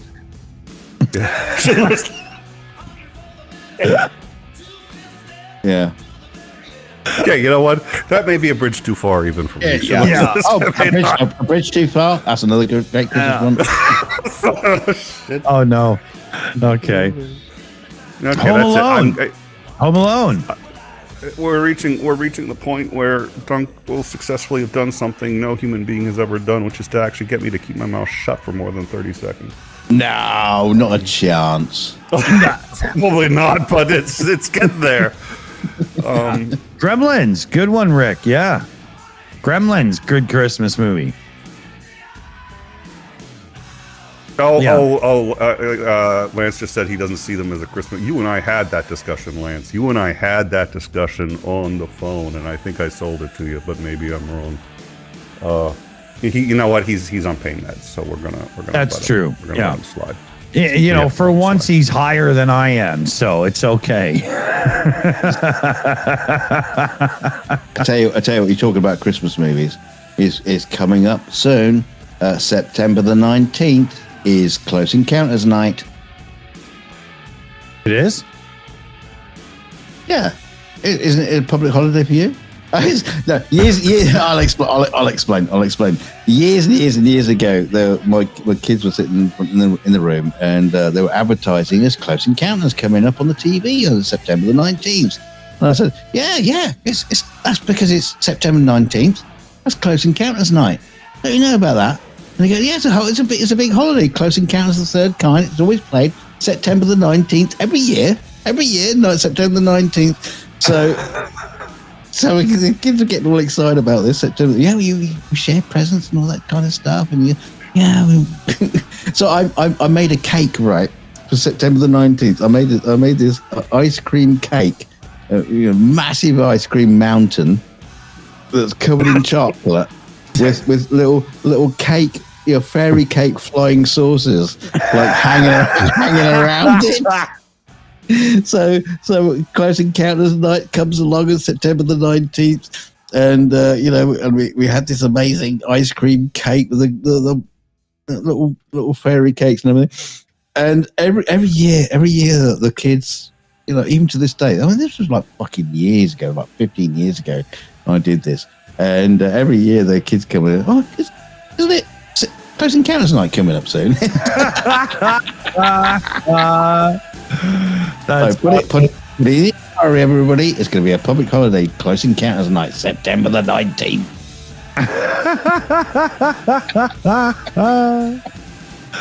Oh man, you know You can what? just sit there and play the chord that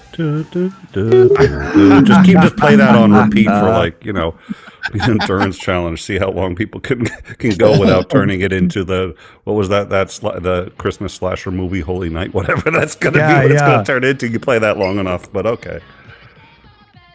Oh, that's funny. Okay.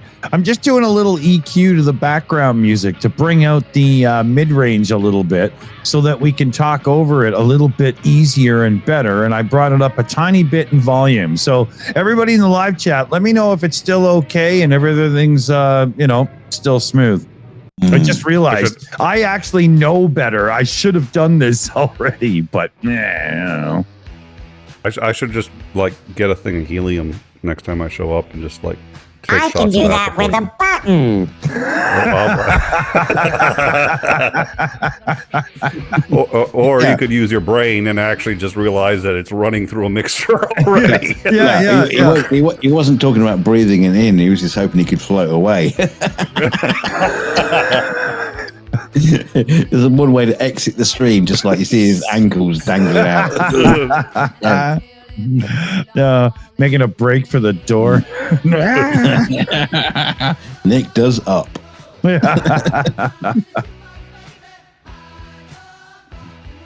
I do need to get time. Uptime.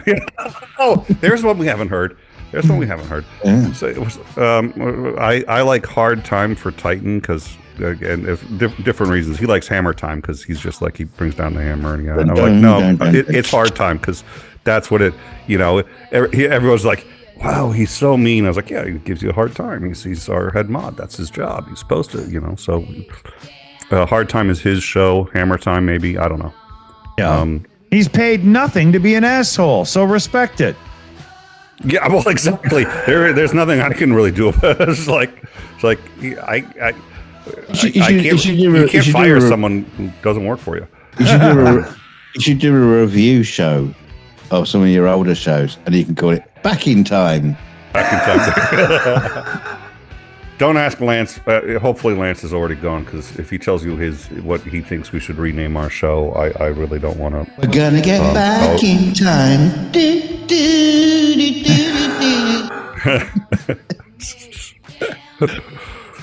Oh. Yeah, Huey Lewis just got a hold of me and he said, I'm not going to put a copyright claim on you. I am sending missiles over to your house. Oh, there it is. There it is. Waste of time. Yeah. God, thanks, Lance. Waste of time. Yeah. So it's so nice to feel loved and supported. Of course, he knows me, so I'm kind of. Well, you could do a really, really, really short show. Like YouTube Shorts, and you call it Lack of Time. Yeah, we already we do actually have the short show. It's believe it or not, we do. This isn't a fucking joke. It's called Nick of Time. Oh my god! But if you do that, it's got to be just at the right time, just at the right time, and 2 minutes late. And,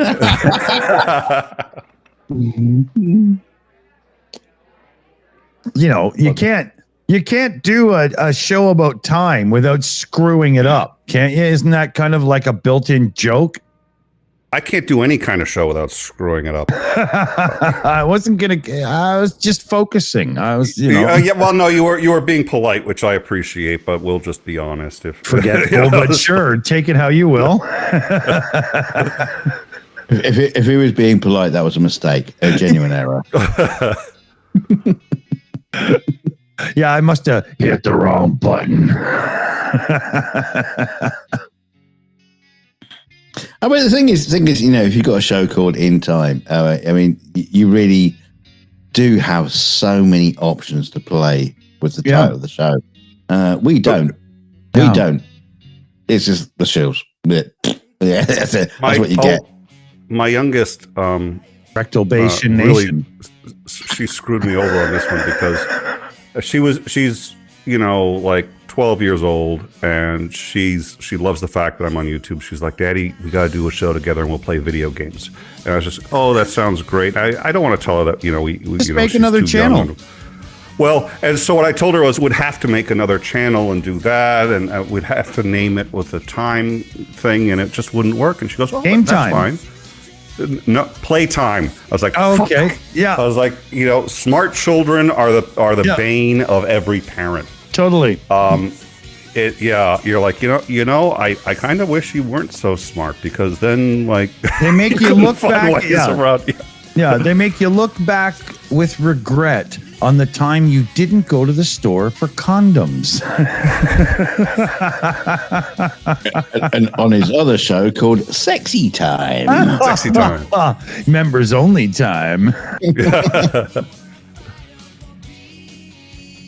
I never even thought of that. That was not my idea. It was our producer's idea at the time, and he was just like, we could do all these other shows, and I was just like, and then it ends up being a bit of a fucking nightmare, because every now and then we've got a show idea and we can't come up with a time thing, so we're like, I guess we just can't do the show. Just like, we've actually had that where we're like, Dunk and I have got 3 or 4 ideas that we'd love to do as shows, but we can't figure out how to squeeze them into life because we have these people that we call family that get in the fucking way. And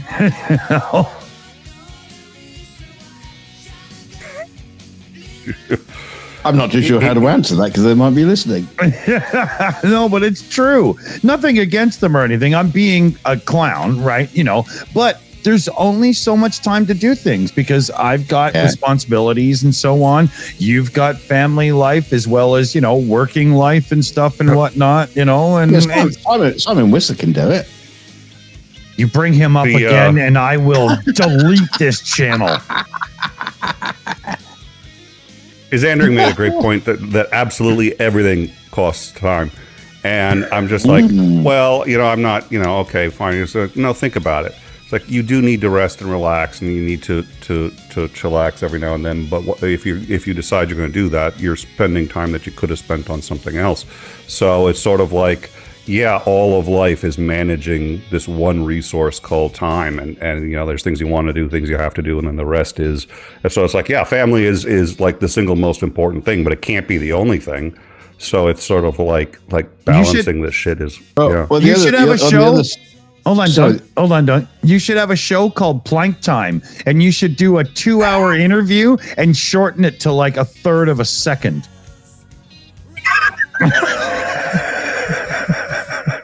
Okay, you know what? First of all, I actually think that's really fucking brilliant, but that's an awful lot of hard work for one joke. It's a great joke. It's a great fucking joke, but that's a lot of work for it.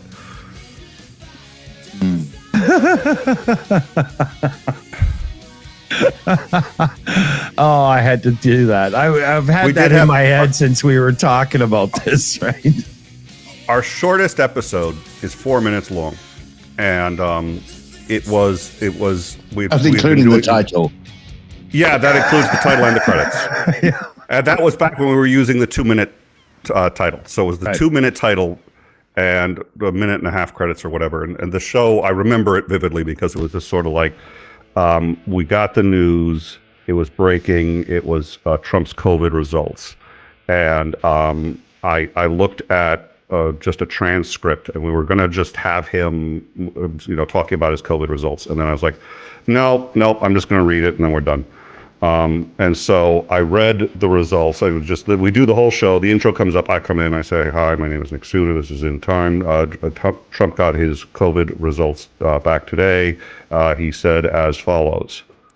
I tested very positively today, which is to say it was negative. But in the positive, which is another way of saying it, I tested positive, meaning negative, which is, of course, what we had all wanted, and I said was positive from the beginning, which is to say negatively.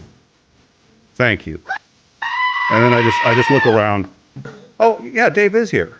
Here's Dave. Okay. So then I just look around and say, I honestly have nothing more I can add to that. Thank you. Good night. And then boom, we just roll to credits. That's So I was just funny. like, at that point, Your best show ever. I think so. Yeah. It's not the one that went viral and you go, oh, you bastards. Yeah. Still better than having a politician mute his mic and pull his dick out thinking the camera's off. So, remember that guy during COVID from America? Well, listen. I've asked you about this before to not bring that up. And frankly, that's one of those things that, it can happen to anybody, Dick. And I'd really appreciate it if you not keep bringing it Wasn't up. that the Yes song? It can happen to you. It can happen. Isn't that what they were singing about, right?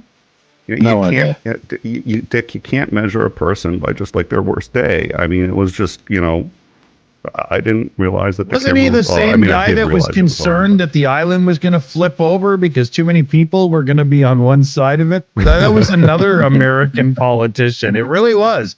Dude was concerned the island would flip over if there was too many people standing on one side of it.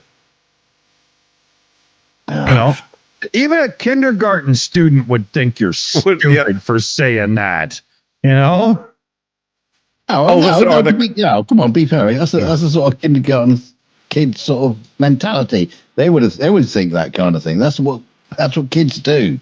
That's kids' philosophy. I don't want to ever admit to being that stupid, so I'm saying no. You didn't go to kindergarten. I love the what is it? That congressman who came up and said, "I'm going to prove now that global warming isn't a thing." He puts up a glass on the table. It's halfway with water, puts some ice in it, and then just sort of measures where the water line is. And then he talks, and then when the ice melts, he says, "See, the water hasn't moved. So there's going to be no global sea rise because when ice melts, it doesn't add to the water." That's a perfect reaction, Dick. I'm saying, this is a fucking congressman, and I was just like, "Oh my god!" And you can find it. And he's just like, "You see." Yeah. All the ice could melt on a planet, and the water isn't going to go up any. It's drunken. Do you know how many continents there are? Okay, he gets the drunken cat. What the fuck is wrong with you? Yeah, but to be fair, without people like him, we wouldn't have flat earthers, moon deniers, conspiracy theorists, ancient aliens. All of them. That's fine. They just shouldn't be in Congress. Are you kidding? They shouldn't be in public. They shouldn't be in public. I'm just stay in your parents' basement where you belong and let the adults talk. Damn it! I wouldn't want them to serve me a fucking Big Mac. You'd end up with a fish fillet, Well,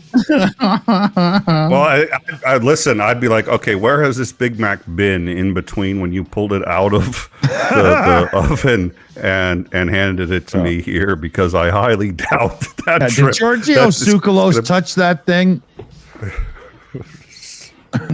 Has it been abducted?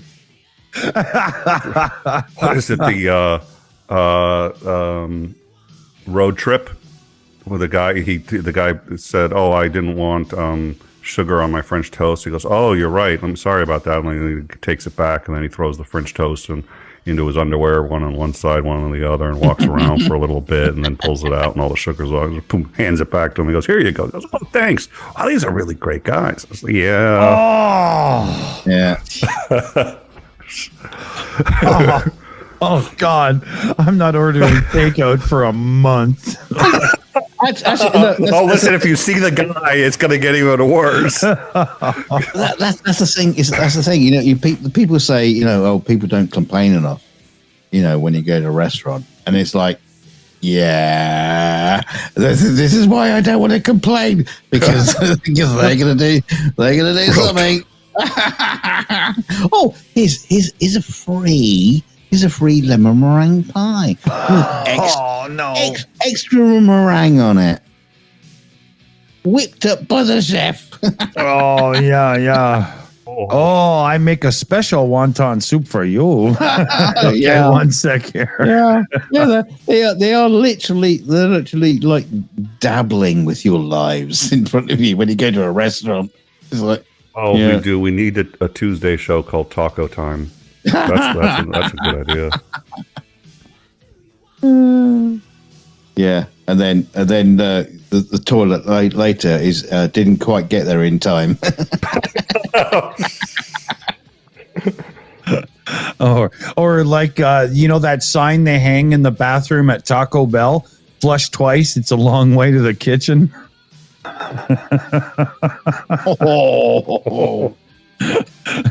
Yeah, okay. So Annette on the Shills account in the live chat, she has a list of people that will never sponsor the channel. Could you add Taco Bell to that, please? It's a really long list. Yeah, but the thing is, Taco Bell, would they sponsor us with cash or free tacos? Because they can keep their tacos, they can shove them up their ass where they got it from. If they were to offer us free tacos for a sponsorship, I couldn't afford the toilet paper costs, so we'd have to say no. I don't know what Taco Bell is like in the US, but Have to install a bidet. Because we do have Taco Bells over here, and I saw like a food reviewer going to a Taco Bell. Oh my god, it just absolutely shit, and it wasn't cheap. It's just like this shit in a fucking. And like Heather Wiley in the chat says, they're not real tacos, and like their burritos and everything, they're terrible. Go to a real Mexican restaurant, and the burrito that you get served looks like it's like a horse's cock. Well, it's huge. It's not this little. I don't want to know how you know that what a horse's cock looks like, but let's let the story finish. I was just talking about the flavor. And now you, toughness. I know you don't want to go there. The way your teeth bounce off of it. Do you want to go into detail, Dunk? I'm pissed because I walked into that one. No, the joke, not the horses. No, you know what? This show is just. This is not going well. No, this show is going just fine. This is exactly what they want. And Taco Bell, by the way, just they use that in SEER training, right? The like counterterrorism, like they say, talk or we're gonna make you eat this taco. It's just sort of like, okay, I'll tell you what you want to know. Yeah, that's like stuffing somebody with poison. I know my son, we make tacos and stuff at home, burritos. He loves Mexico and Spanish, the whole bit, right? He knows quite a bit of Spanish words and stuff. And I do them pretty close to the way they're supposed to be made when we do like tacos and burritos and whatnot. And the first time I ever took him to Taco Time or Taco Bell and whatnot, he took like one bite and I was like, oh, I can see how this is going to go, right? Because it's that, pre-masticated meat that they use in that. that has sand in it too, which was the great discovery. The silica is that came from somebody's knickers, right? Yeah, I don't. Wait, Nick, what's this about sand? In the taco meat, they use sand. They use silica, sulfate, or whatever it is. Now, it's actually a semi-common filler product, so it's not the only. But Taco Bell does actually have sand. Yeah. It has an ingredient. Yes, look it up. It's man. Yeah, it's one of the ingredients. So you can use it to grout your walls then. Yeah. And, Lance has said, escape while you still have a shred of dignity remaining, Lance. No, I was told explicitly I wouldn't be allowed on the show if I had any dignity. I lost that battle, I think, the moment We got to tell Lance to go back and watch some of his appearances. Wait,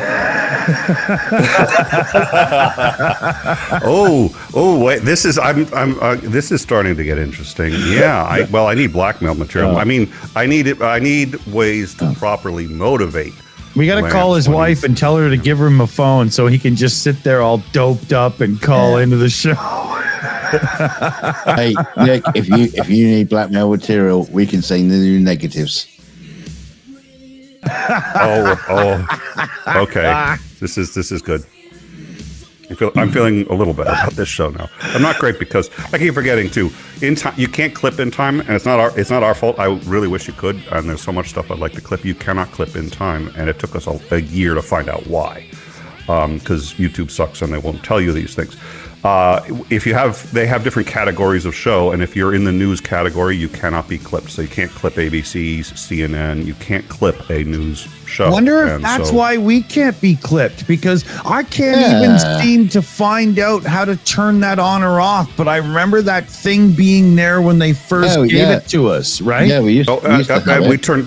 We turned ours on, off. I don't know if we still have it on ours, but it was there, and I just couldn't figure it out, and it took it took a long time. We'd give up. We'd try again every couple of months, and then I finally went into the terms of service on the clipping, because I went into the need help, and kept going further and further into the need help, and then it said these kinds of channels cannot be clipped, and they also went into how they determine which kind it is. It doesn't even matter what category you're in. What matters is why I told you we shouldn't have stole Nick's idea and done news. We shouldn't have done it. We should have never steal any of my ideas. Stealing one of my ideas is a bad.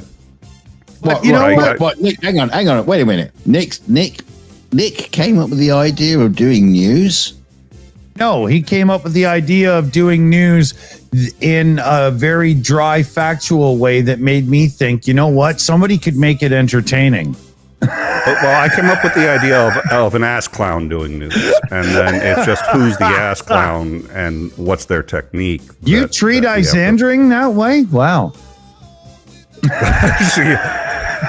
He's a glutton for punishment. I don't know what it is. He's a conservative, so I think he's just sitting there going, like, I guess all liberals are this. This is where the word libtard came from. Is people like Nick? I think. I thought we came up with the 42 show on our own. I didn't realize Nick, you were stealing Nick's content and his ideas. No. I sat back one day and I was like, I wonder what I want to do. You know what? I'll try what he's doing and see how it works. Dick basically just said, you know what? I can see Nick's show, and I would like to see what would happen if somebody did it only well. That would be interesting. Actually, that was Titan Uranus' idea. That was Titan's idea. Yeah, we're still working on that, Nick. I've noted. That's why I'm not particularly worried about the competition. Yeah, I've rewrote the Dunk AI like 6 times. It's still not working. So,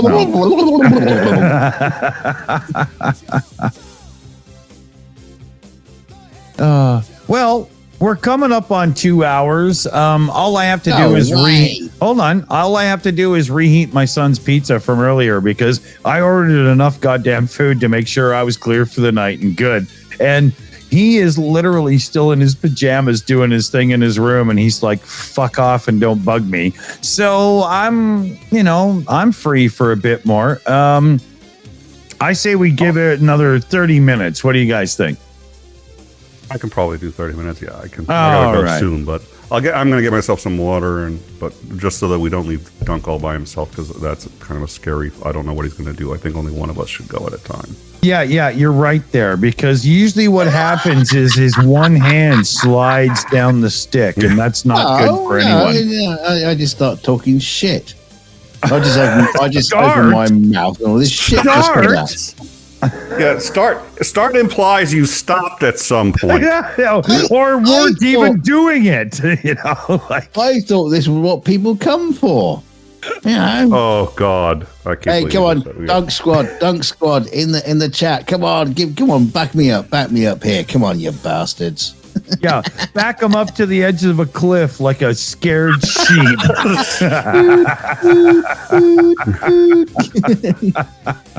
All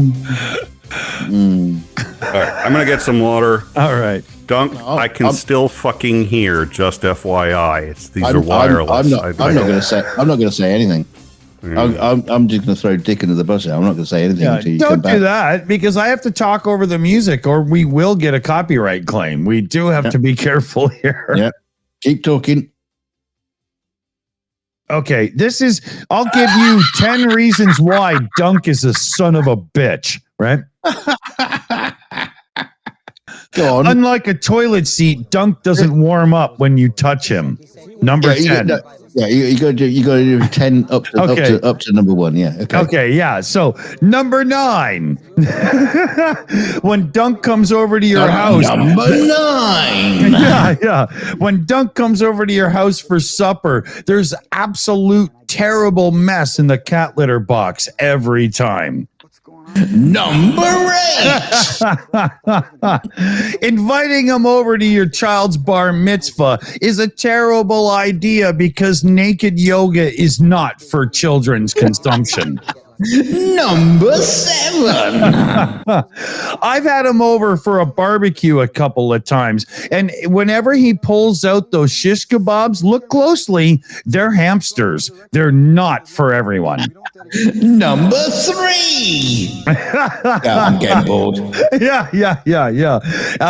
He actually feeds his dog the stale Cheerios that nobody will eat because they've been in his cupboard for like 2 years.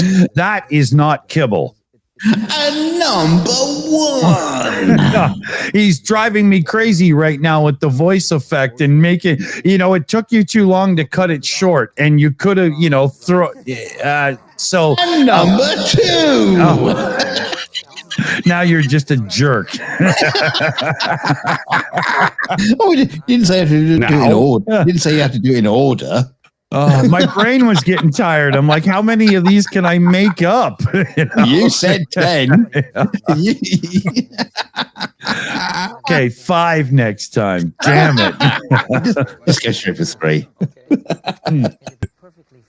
Okay, yeah, we'll do top 3s. There we go. Yeah. I had to get my red pen back because I was just like, I know. Correction. I love Correction. Yep. Oh. A minus. Score the show tonight. He fills the red pen with crystal meth. That's Wow, that escalated quickly from he's going to correct the show and do crystal meth at the same time. Yeah, no, you can't light a plastic pen, but isn't that what he's thinking about it? Isn't that what your wife's act is called?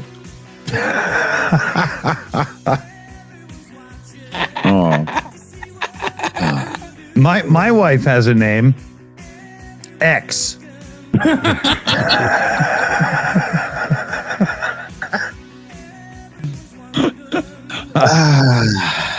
I thought it was weird when I met her, but in the end, it turned out. It made life a lot easier when filling out the paperwork. Yeah. Strange doing the wedding. Will you, Mrs. X Dawson?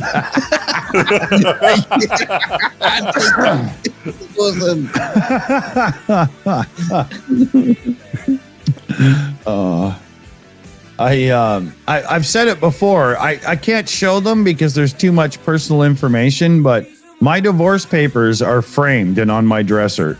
They really are. Oh, wow. Yeah. So I'm sensing hostility. Yeah, I said get out. She did. It was all right. Yeah, we can't see the signatures on that flag in the back there, but that was signed on his divorce day. Oh, listen, I had a friend who had a divorce party. They invited all her friends. She's just like, I'm finally divorced. That's awesome. Celebrating. It was, yeah. Did she invite her ex? I didn't. Unless he was baked into the pie, which I guess would have explained the taste. No, he wasn't there, but I was a little concerned when she was, grinning, like making these pies. I'm just like,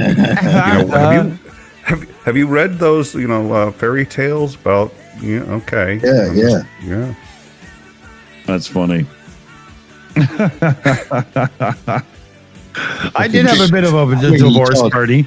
I went out on a boat with like 8 of my buddies, and we were, getting drunk and whatnot. And I threw my ring in the lake, and that was pretty cool. It didn't. And did your ring come back nice and washed? It was once you stuck it in there.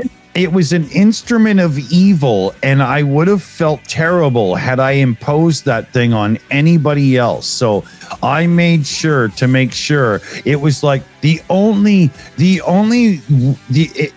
way this ring could come back is if Gollum finds it, you know? Oh, nice. I thought you were going to say like a whirlpool started right around the, you got your boat and you got to get out of there before the whirlpool just sucks it in. It's like Greek mythology. I had a buddy who just ended up. He decided he was going through a divorce, and the wife wanted alimony. He was going to have to give her alimony, but he said, "Listen, if I give you enough money up front, can we just not do the alimony?" And a lot of divorces, I guess, are doing this. So she said, "Yeah, sure." Wow. So he comes up with instead of giving her like however many thousand a year, he comes up with like a couple $100,000 if he sells the house, all this other stuff, and she pays off. And I'm sitting there going like, "You're really going to do this?" He goes, "Yeah." What she doesn't know is I'm going to give it to her all in pennies smeared in horse shit. And I was like, in fake Canadian toonies. You get the house now, baby, so it's not my water bill. Hose it down. I thought that was actually really rather clever. Yeah. It's like, it's legal tender, okay.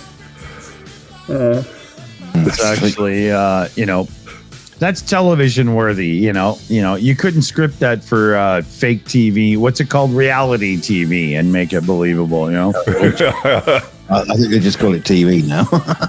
I'm not sure he actually got away with it, but it was a good idea.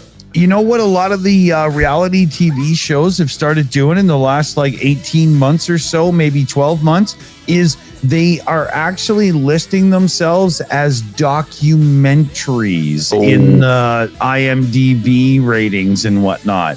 But you look at the picture and it's like 7 chicks standing on a beach posing, and it says documentary, and you read it and you're like, they're swinging Mormon wives, and you're like, no, that's reality TV, you asshole. Yeah. There is a new show. It's called The Secret Lives of Mormon Wives, and they're all swingers. Yeah. And everybody watching it is expecting it to be, where you get to see Sipowitz's ass during the show. And it's not, right? It's not. It's just a bunch of whiny rich bitches going, or whatever, right? I mean, I'm not going to watch it. I don't do reality TV at all because it's scripted. Yeah, it depends on but I don't know. I mean, if it's just if it's some old guy in his ass and all that other stuff, okay, fine.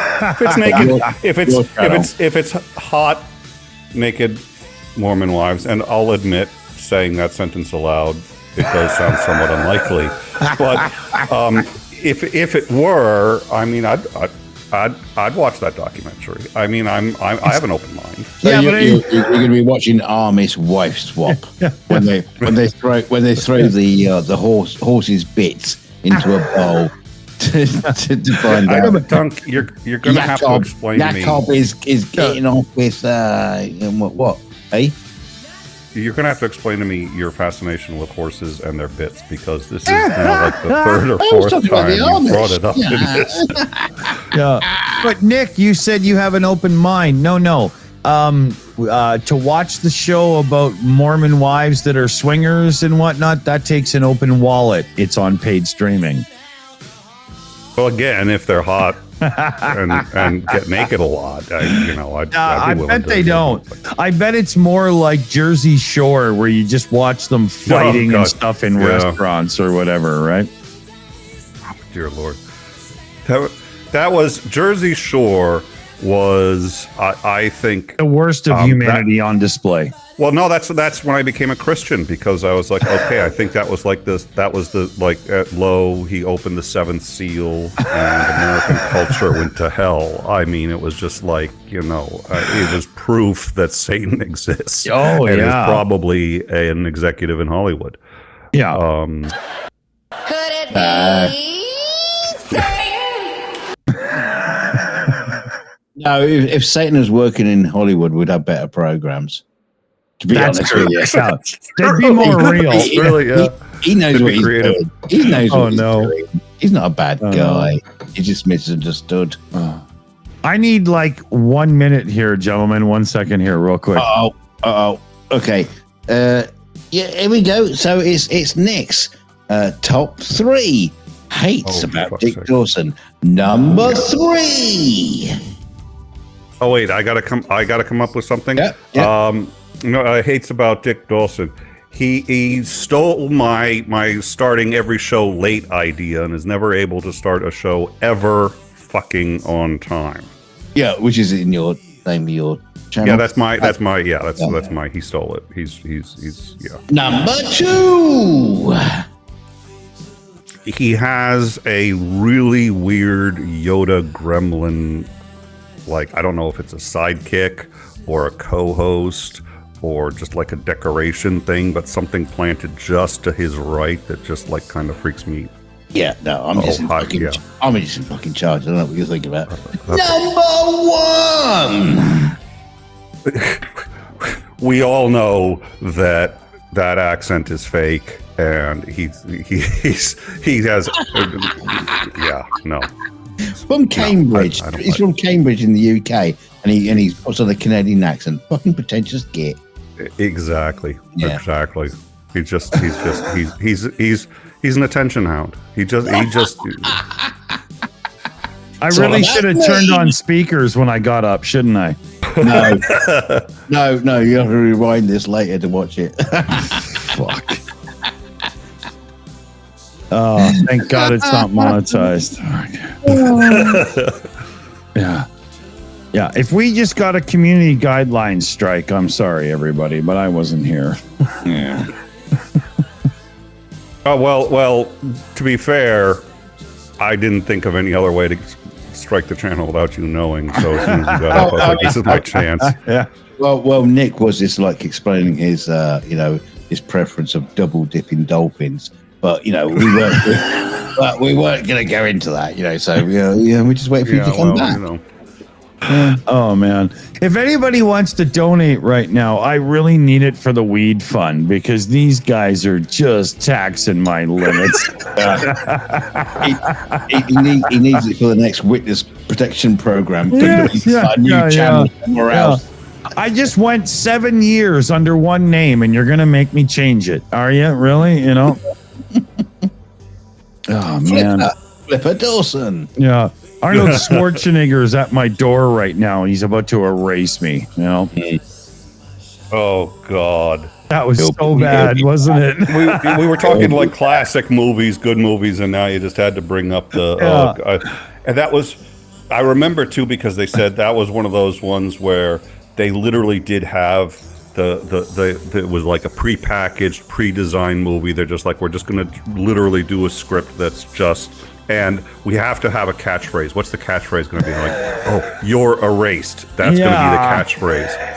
And they decided that before the thing even started, because apparently that's how you social media trends catch on, is you tell people what to think. Yeah. It was so bad. I did watch that movie. I think it was on rental, but it was so bad. The only thing.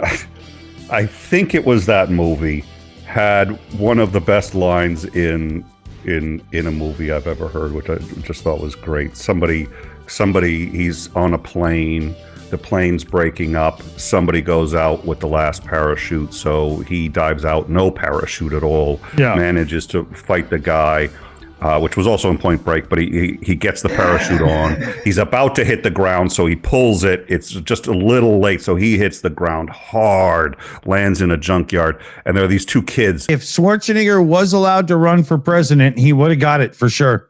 He would have got it. Absolutely.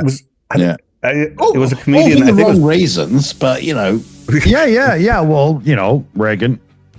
Bill Maher pointed this out when Bush was running. He was just like, you realize the people that each party most wants to run can't. Everybody wanted Clinton to run for a third term. He's like, well, that's stupid. Why not let him run for a third term if he's why only 2 terms? Let Bill Clinton run for a third term if he wants to. And everybody on the Republican side wanted Arnold Schwarzenegger. So let Arnold Schwarzenegger run. He's like what the most popular candidate for each party can't actually run. I was like, that would be an amazing race, Bill Clinton versus Arnold Schwarzenegger for president. I was like, oh, that would have been awesome. Oh yeah, but couldn't do it. Neither could run. Yeah, too bad, right? You know. There's that whole thing, though. There's that whole thing. When you have an election, is there truly a need to limit a person's ability to win again? Like, is that, what's the play there? Because I don't see the public electing a Caesar type for like 40 years, because history tells us one side is too into social programs, they spend money, the other side's more into money, so they cut them to balance the budget. And political favor, just at least in my experience in Canada, just always goes back and forth. You could never have one leader take 16 terms just because, right? I used to be much more of that line of thinking, but it's just like, term limits are called elections, but especially like in Congress, I think there really probably should be, because you end up with people like Mitch McConnell. You end up with people who have amassed so much power. And what Mitch McConnell does, his job is to keep his job. That's all he does. And so he passed that bill that allowed Despara, or whoever, the Russian aluminum magnate, the guy who is on the sanctions list, got him off the sanctions list for one reason and one reason only, so that he could put up an aluminum plant in what's his name, McConnell's backyard. McConnell brings home the jobs, and now McConnell is going to win again, despite the fact that he's an absolutely terrible person, let alone senator. So I think term limits in those positions can be very, very important, because otherwise people, and you can't tell what shenanigans people are doing behind the scenes. So if you sit there and say, especially you only have a certain, when you're talking about like governor and this and that and whatnot, I can see that more, because that seat of power is more akin to bribe and this and that and favoritism and stuff. But when we're talking about, especially when you've got the college, the different houses of government, that you can't really do a Caesar president anymore. And I gotta go and serve what's on the plate here to my son, but I got you on speakers so I can still hear. But I just wanted to say I agree there for sure. I think that's a fair point. I think I'd be for adding term limits to Congress and removing them for the president. I think I'd probably be okay with that. And as to SCOTUS, I don't disagree with the reasoning behind why they didn't have term limits, but that reasoning implied that they would have ethical standards that they obviously don't have. And so either term limits need to be imposed, or the same code of ethics that absolutely every other fucking court in the country needs to also apply to the highest court in the land. I know it's a really a stretch to say that, but that's my thinking.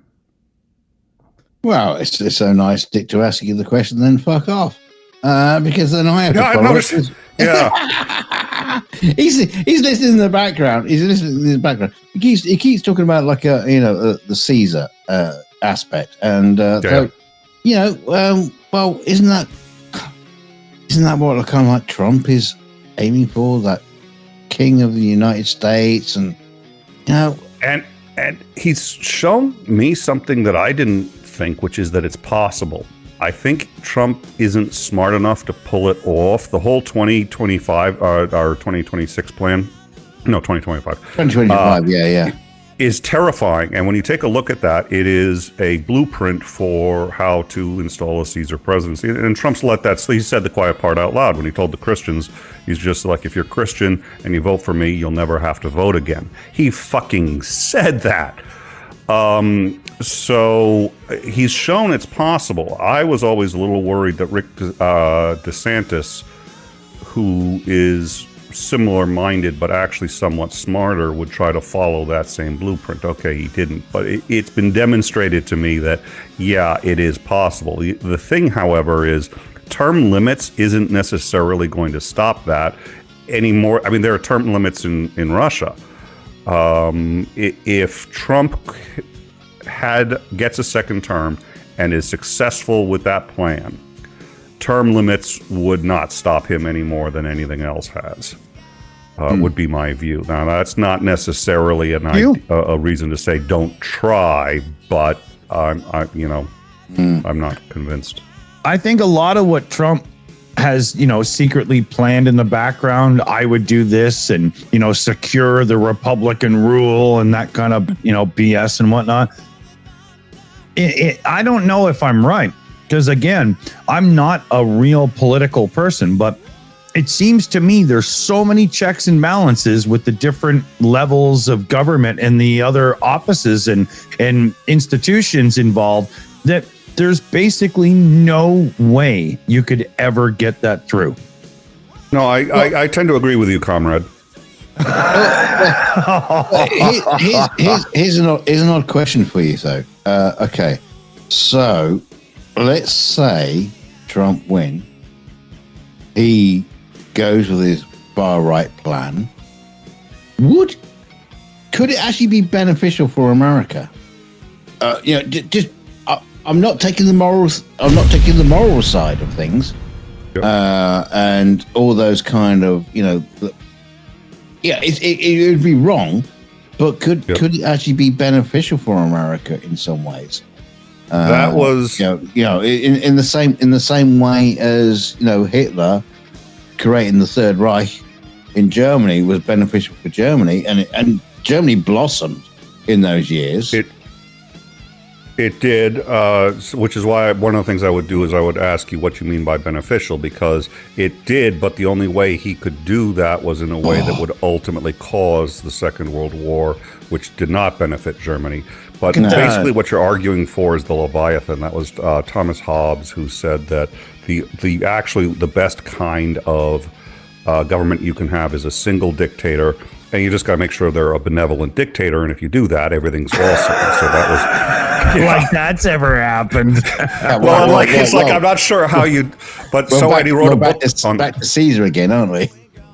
And his argument. And he made a number of arguments for why it's actually the best form of government. I don't think it's the best form of government. I do think on occasion it can help if you have a way of uninstalling that dictator when need be, which is actually kind of what happened. Caesar was supposed to be temporary and then permanent. I got it. So term limits are like the Caesar effect, where if you don't realize the end has come, they're going to put a knife in your back, and it's just done automatically now.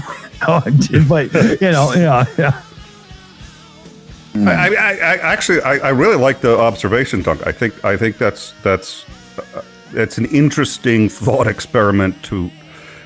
A lot of things would have to go in ways that it's obviously not going to. If Trump would have to be a nicer guy than he is. I know you're taking that out. Don't get me wrong. I don't like it. I don't like it at all. Yeah. It would be terrible. But if you could get that one person, Well, the other thing it would do is well, first of all, okay, look, and this is one of those things where it's just a guy thing, and it's always been a guy thing, will always be a guy thing, which is if they're two guys who are not getting along, sometimes the easiest way to solve the problem is let the two get into a fight. They get into a fight, and then they respect each other a lot more afterwards, and usually whatever the problem is respect fucking me gone. afterwards. Yeah, it just... So, and So I think that when tension in the U.S. has just been ratcheting up and up and up and up. Yeah. And so the question is a civil war or something like that inevitable? And if the answer is yes, then the question is what then would be the softest, gentlest way to enter it in such that we could get out, hopefully with the least amount of damage? And then you could make the argument, well, you know, Trump is going to force people to make a decision left or right, and could end up sort of instigating that. I'm not sure that. Yeah. So I think it's a great thought experiment and worth talking about and thinking about. So I that was a great question. Yeah. I don't think it would end up being that way, but I can see a good argument for how it could on multiple fronts. It's actually a really good question. Yeah, well, let's just hope it doesn't go that way. Yeah, let's not find out. Yeah, Run that experiment. Yeah, let's not find out. Let's just theorize it, put it to AI, and find out. You know, Yeah, let's ask the AI. We'll leave it to those channels that do the alternative history of stuff, and let's just hope Kamala wins. And I'm still in shock over this whole thing. Normal. After the way his presidency ended the last time, that it's even a close race boggles my mind. I know. It's That's not. What? It's not. It's not. I mean, that's what I keep hearing. Is it's still a close race. I don't think it's a close race, and here's why. First of all, and Lance has used this argument. I'm not a fan of this argument because it's very I think the effect easy is less to. than. It's very easy to screw with polls. Just all you have to do is call the right people, right? There's two fundamental problems. Two fundamental problems with polling data. The first is, how do they get the data? Now, Lance says, well, they tend to call landlines. That used to be true. That's less true, but it still does have a tendency to skew polls to the right. There's another problem, which is Dick Cheney endorsed Kamala Harris. The polls are no longer reliable, and here's why.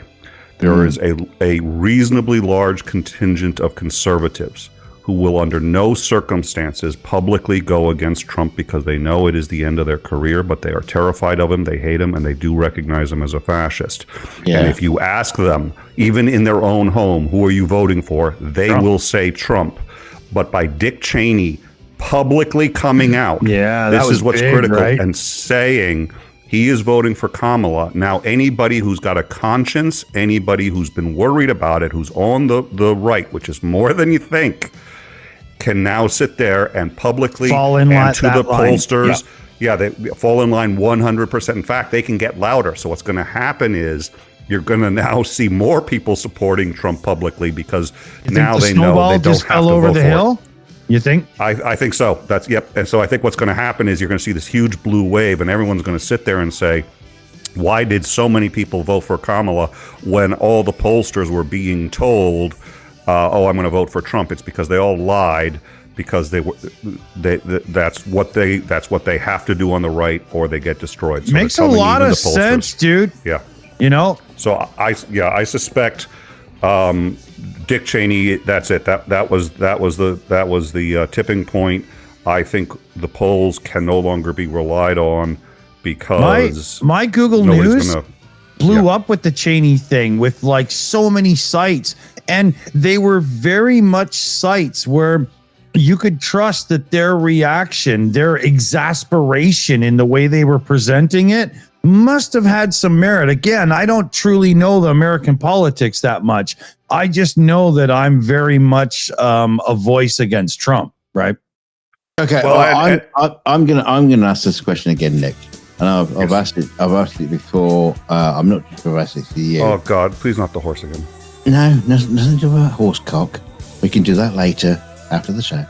No, but the thing is, okay, at this moment in time, when you look at the rallies and the people who are following Kamala and the people who are following Trump, they're all right. But those people are not going to change their minds, right? They're stuck. They're going to vote that way. But there's probably around about 40-50% of America who are still not decided. They're not really following the news. Yeah, but if you go. Well, let me finish. They're not really following the politics. They're not really into it, and these are the people that could possibly swing it in massive ways. Are we just getting to the point where we just go, just look, you fucking vote, just fucking vote. You know, I don't care if you're right or wrong, but fucking vote. Yeah. You're 100% correct.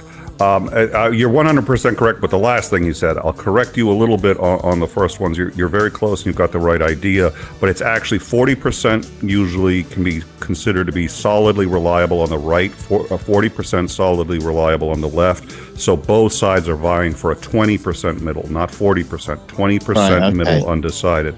The reason that's important is because if you pull usually the assumption is each side can hopefully pull at least half, and then you're just trying to get the other half. So that's a 10% swing either way.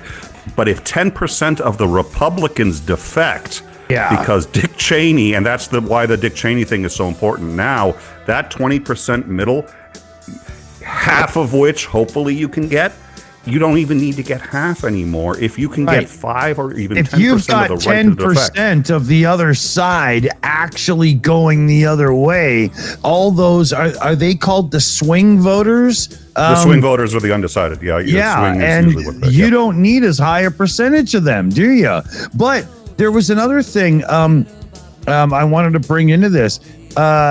Trump seems to have backed off in a few of the states that matter, hasn't he? He's already been told he's lost a couple of states, and he's also changing his strategy. But this is the second thing. So there are two reasons why I think he's actually at this point got no shot. Now, this is only if everybody keeps doing what they're supposed to be doing. I'm not saying that Dems give up in it, but I think he's got no shot. A, because there are enough Republicans who hate him, and by the way, whose careers he's destroyed too, and who are gonna. He's not really been good for the Republican Party. Oh no! I mean, Mitch McConnell will probably vote against him. He's for fuck's sake. destroyed it. It needs a rebuild now. So I think. Sorry, but one second. We've got some regulars on our show who identify as Republicans. I know that's odd, but hear me out. And they will not vote when Trump's in the thing. You know, it's almost to the point now where, are you truly Republican? Like, you know, it needs a fix. But anyway, Nick, go ahead. That alone, I think, is enough to say that there's probably no shot of him winning. I think Cheney sealed the deal. Having said that, and I think you could see a blue wave on that alone. There is a second thing that I think may cause a blue wave. Trump there's the mosquito thing that I told you about, and you should really go see that if you haven't seen that. But Trump has been having much more difficulty with his speech, and he has started going only to Fox News. Now, to just talk about the reality of human psychology for a minute, he was absolutely right about Biden. Biden was no longer competent. And in their last debate, Trump seemed easily competent enough to do whatever it is that he does. But that competency seems to have dropped off dramatically. Yeah. And I think it's dropped off for a couple of reasons. Being indicted and being successfully, I mean, he is facing jail time, and he is also aware that if he loses this race, he's fucked. He can't. His entire life has actually been built around the fact that he's got no doubt he's going to win. When they swapped out Kamala, people kept saying this seems to have thrown him off. The reason it threw him off is because he didn't have a battle plan for Kamala. So now it's almost like he's starting the race over again. And the stress is getting to him. You can see it. So take the two most stressful things that can happen to a human being. Biden up when he's talking. Yes. He said, I guarantee you nobody in New Hampshire is going to vote for Biden. Yeah. Yeah. I can guarantee that. Biden's not on the ticket. So, I think again, the mosquito thing, I think what's going to happen is within 2 weeks, it's going to get bad enough that even Fox News will start pointing out that he may not be cognitively capable of. And I think he's going to, before this ends, he will be in worse cognitive shape than Biden was.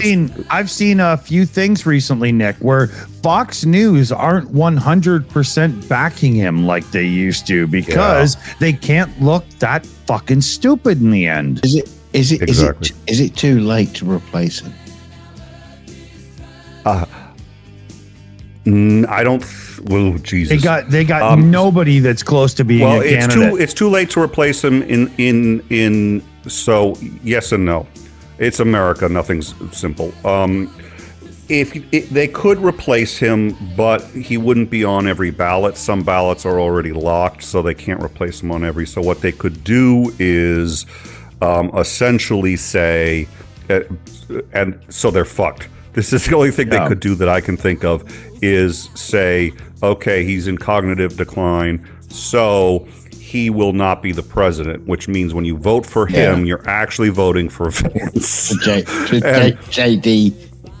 Yeah, couch fucker. And then, so what's going to happen is they could basically say that, and then he could resign, probably even. Technically, I think he could probably even do it before the election, but certainly immediately after the election, resign, and then his ego. He'd want the speech and the win. Yeah. His ego. There's no way he would walk away without being dragged, kicking and screaming. There's no way. There's no way.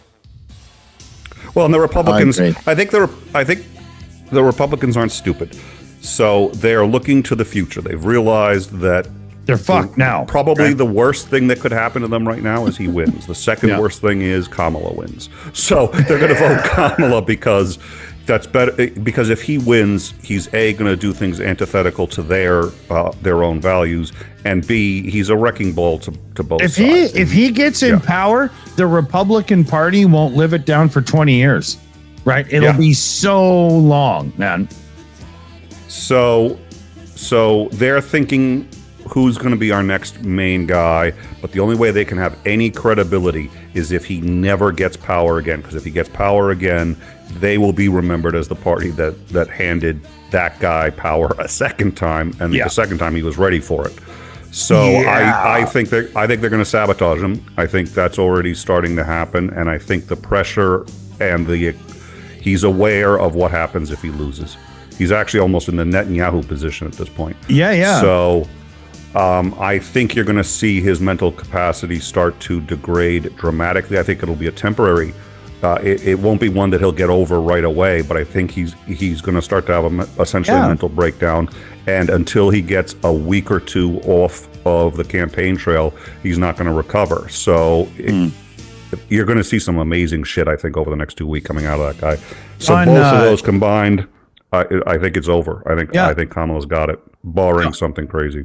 Don Stillen in the chat there says it's not the Republican Party anyways. No, at this point with the MAGA infection and whatnot, could you imagine if the old TV show Family Ties, Michael J. Fox, if it was on air now, he would not be a young Republican and whatnot, because it would be a little bit controversial with some of the views and stuff. They wouldn't do it.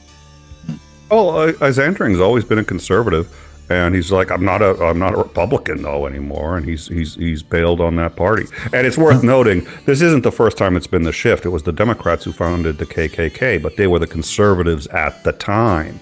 If you look at all their policies, it was pro small government, pro states' rights. That was the Democrats. These things do change, but it's a little weird to see it changing the way it is, which is further to the right. The center is now what used to be. Well, we can look into bot farms, social media, and all kinds of stuff to see how this switch has happened. But at this point, at 2 hours 38 minutes into the show, that conversation would be another show. Sorry we declined into seriousness and not talking about why dogs don't do what dog do anymore, but Those some excellent questions. Like I said, so I'm not. I normally actually am a believer in polls. One of the things I'm gonna do, I haven't done yet. I haven't had time. Is go check out the odds in Vegas because you can bet on literally anything. And I forget there's a couple different. Are channels you fucking kidding me? You can do Vegas odds on the election? Oh yeah. There are different sites that'll do it. But the reason I like these is because these are a lot of them are just complete idiots who but the idiots are on roughly equal on both sides of the spectrum. So right. What you're looking at is people who are actually betting real money on how it's going to go. So I tend to find it's more accurate than polls. Yeah, thank you. That was the word I was looking for. Oh, that's fucking funny, man. Yeah, so I check out whatever and they have it on who do you think's going to win, and they have it for every seat. They have it for and it's actually just there's a futures betting website, and you can bet on any future prediction. You can bet on what are the chances an asteroid is going to hit. It's JD Vance. It's coming up to the last week. Let's come to the last stretch. And Kamala Harris is coming in. What He's are the coming odds? on the left-hand side. And they'll come to the line. And there they are. There's the winner. What are the odds JD Vance will get a Ziploc baggie in place in time and not make a mess on his couch? Well, people can actually do that. They can put their own, like if you and somebody else want to make a wager, you go, you make a wager, you can make it public, and boom, it's there, and people can just go look it up. So you could do a wager with Trump doing a presentation live. How long until he picks his nose? Yeah.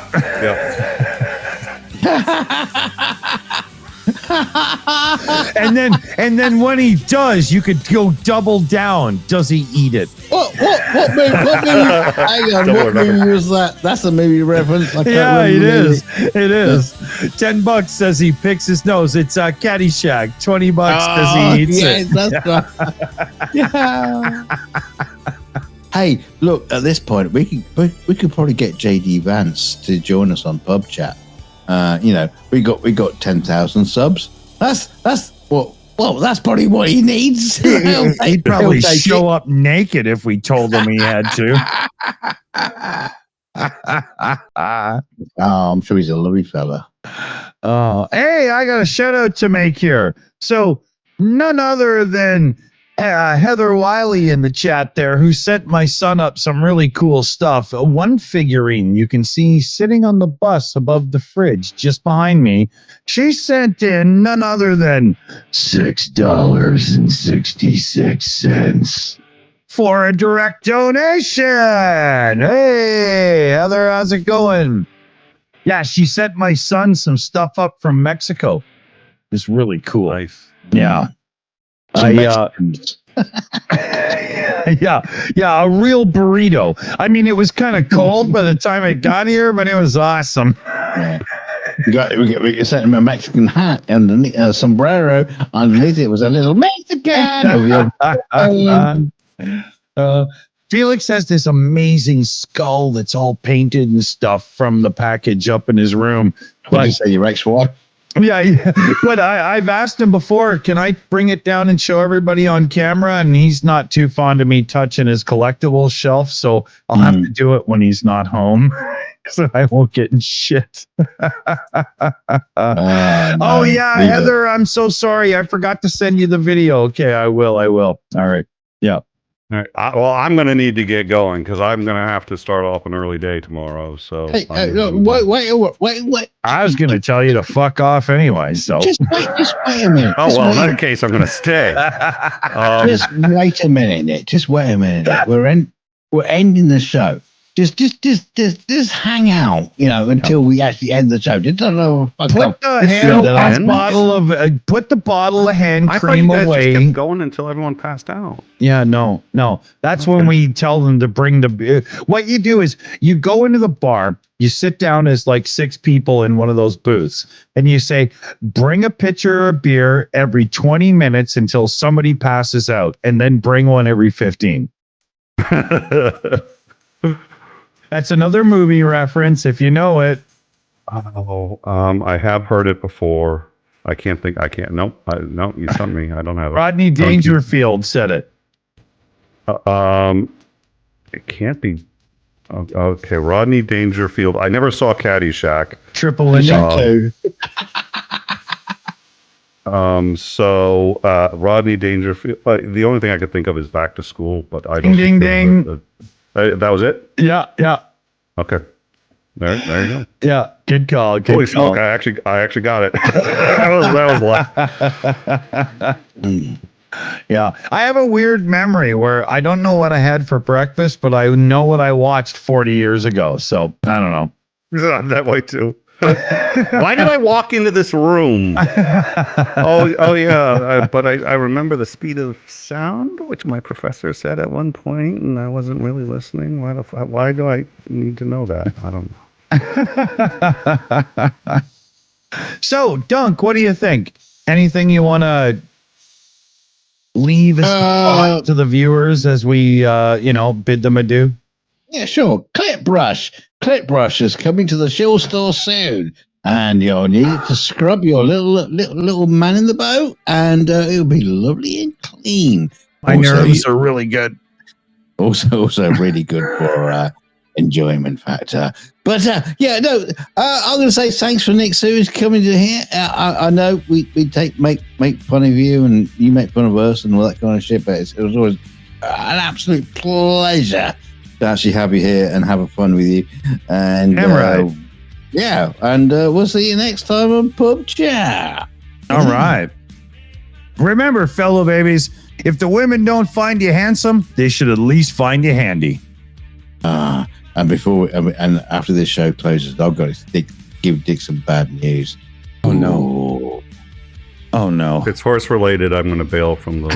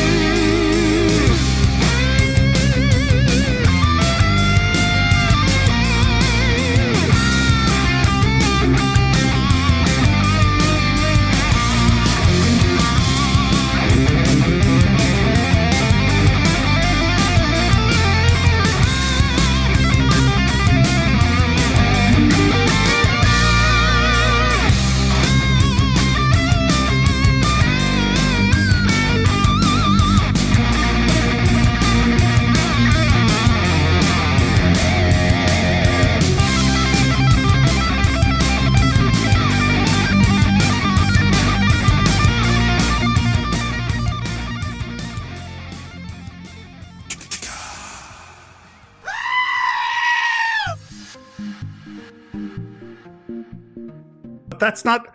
I mean, that's not even the point. I mean, you don't pay me to come on here, and if you think I come on here because I like the show, I mean, holy shit! And you're right. You cut me off before I get a chance to shill my own program. What do you think I come here for? The conversation? It's Tim. You can subscribe to Tim. You know? And you're not even taking this seriously. I mean, what did I expect? What did I expect? Say something and be done. Thank you guys so much for having me on.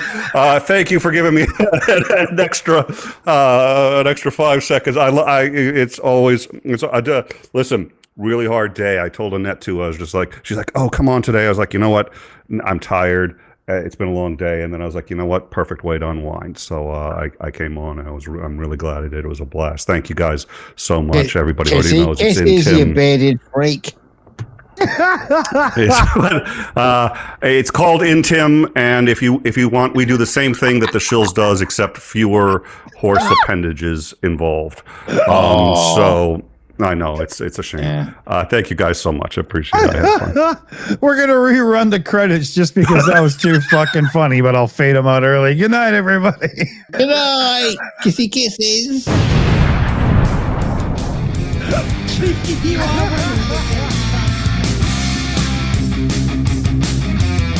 Here, I got the hot mics over it too, just because it's extra funny then. So, you see how stupid this is? You've all fucking seen this, for God's sakes. We got to get the hell out of here. Oh, look at these. Look at these lovely credits. Ooh, credited. Okay, somebody say goodbye. Oh, bye. Stay safe.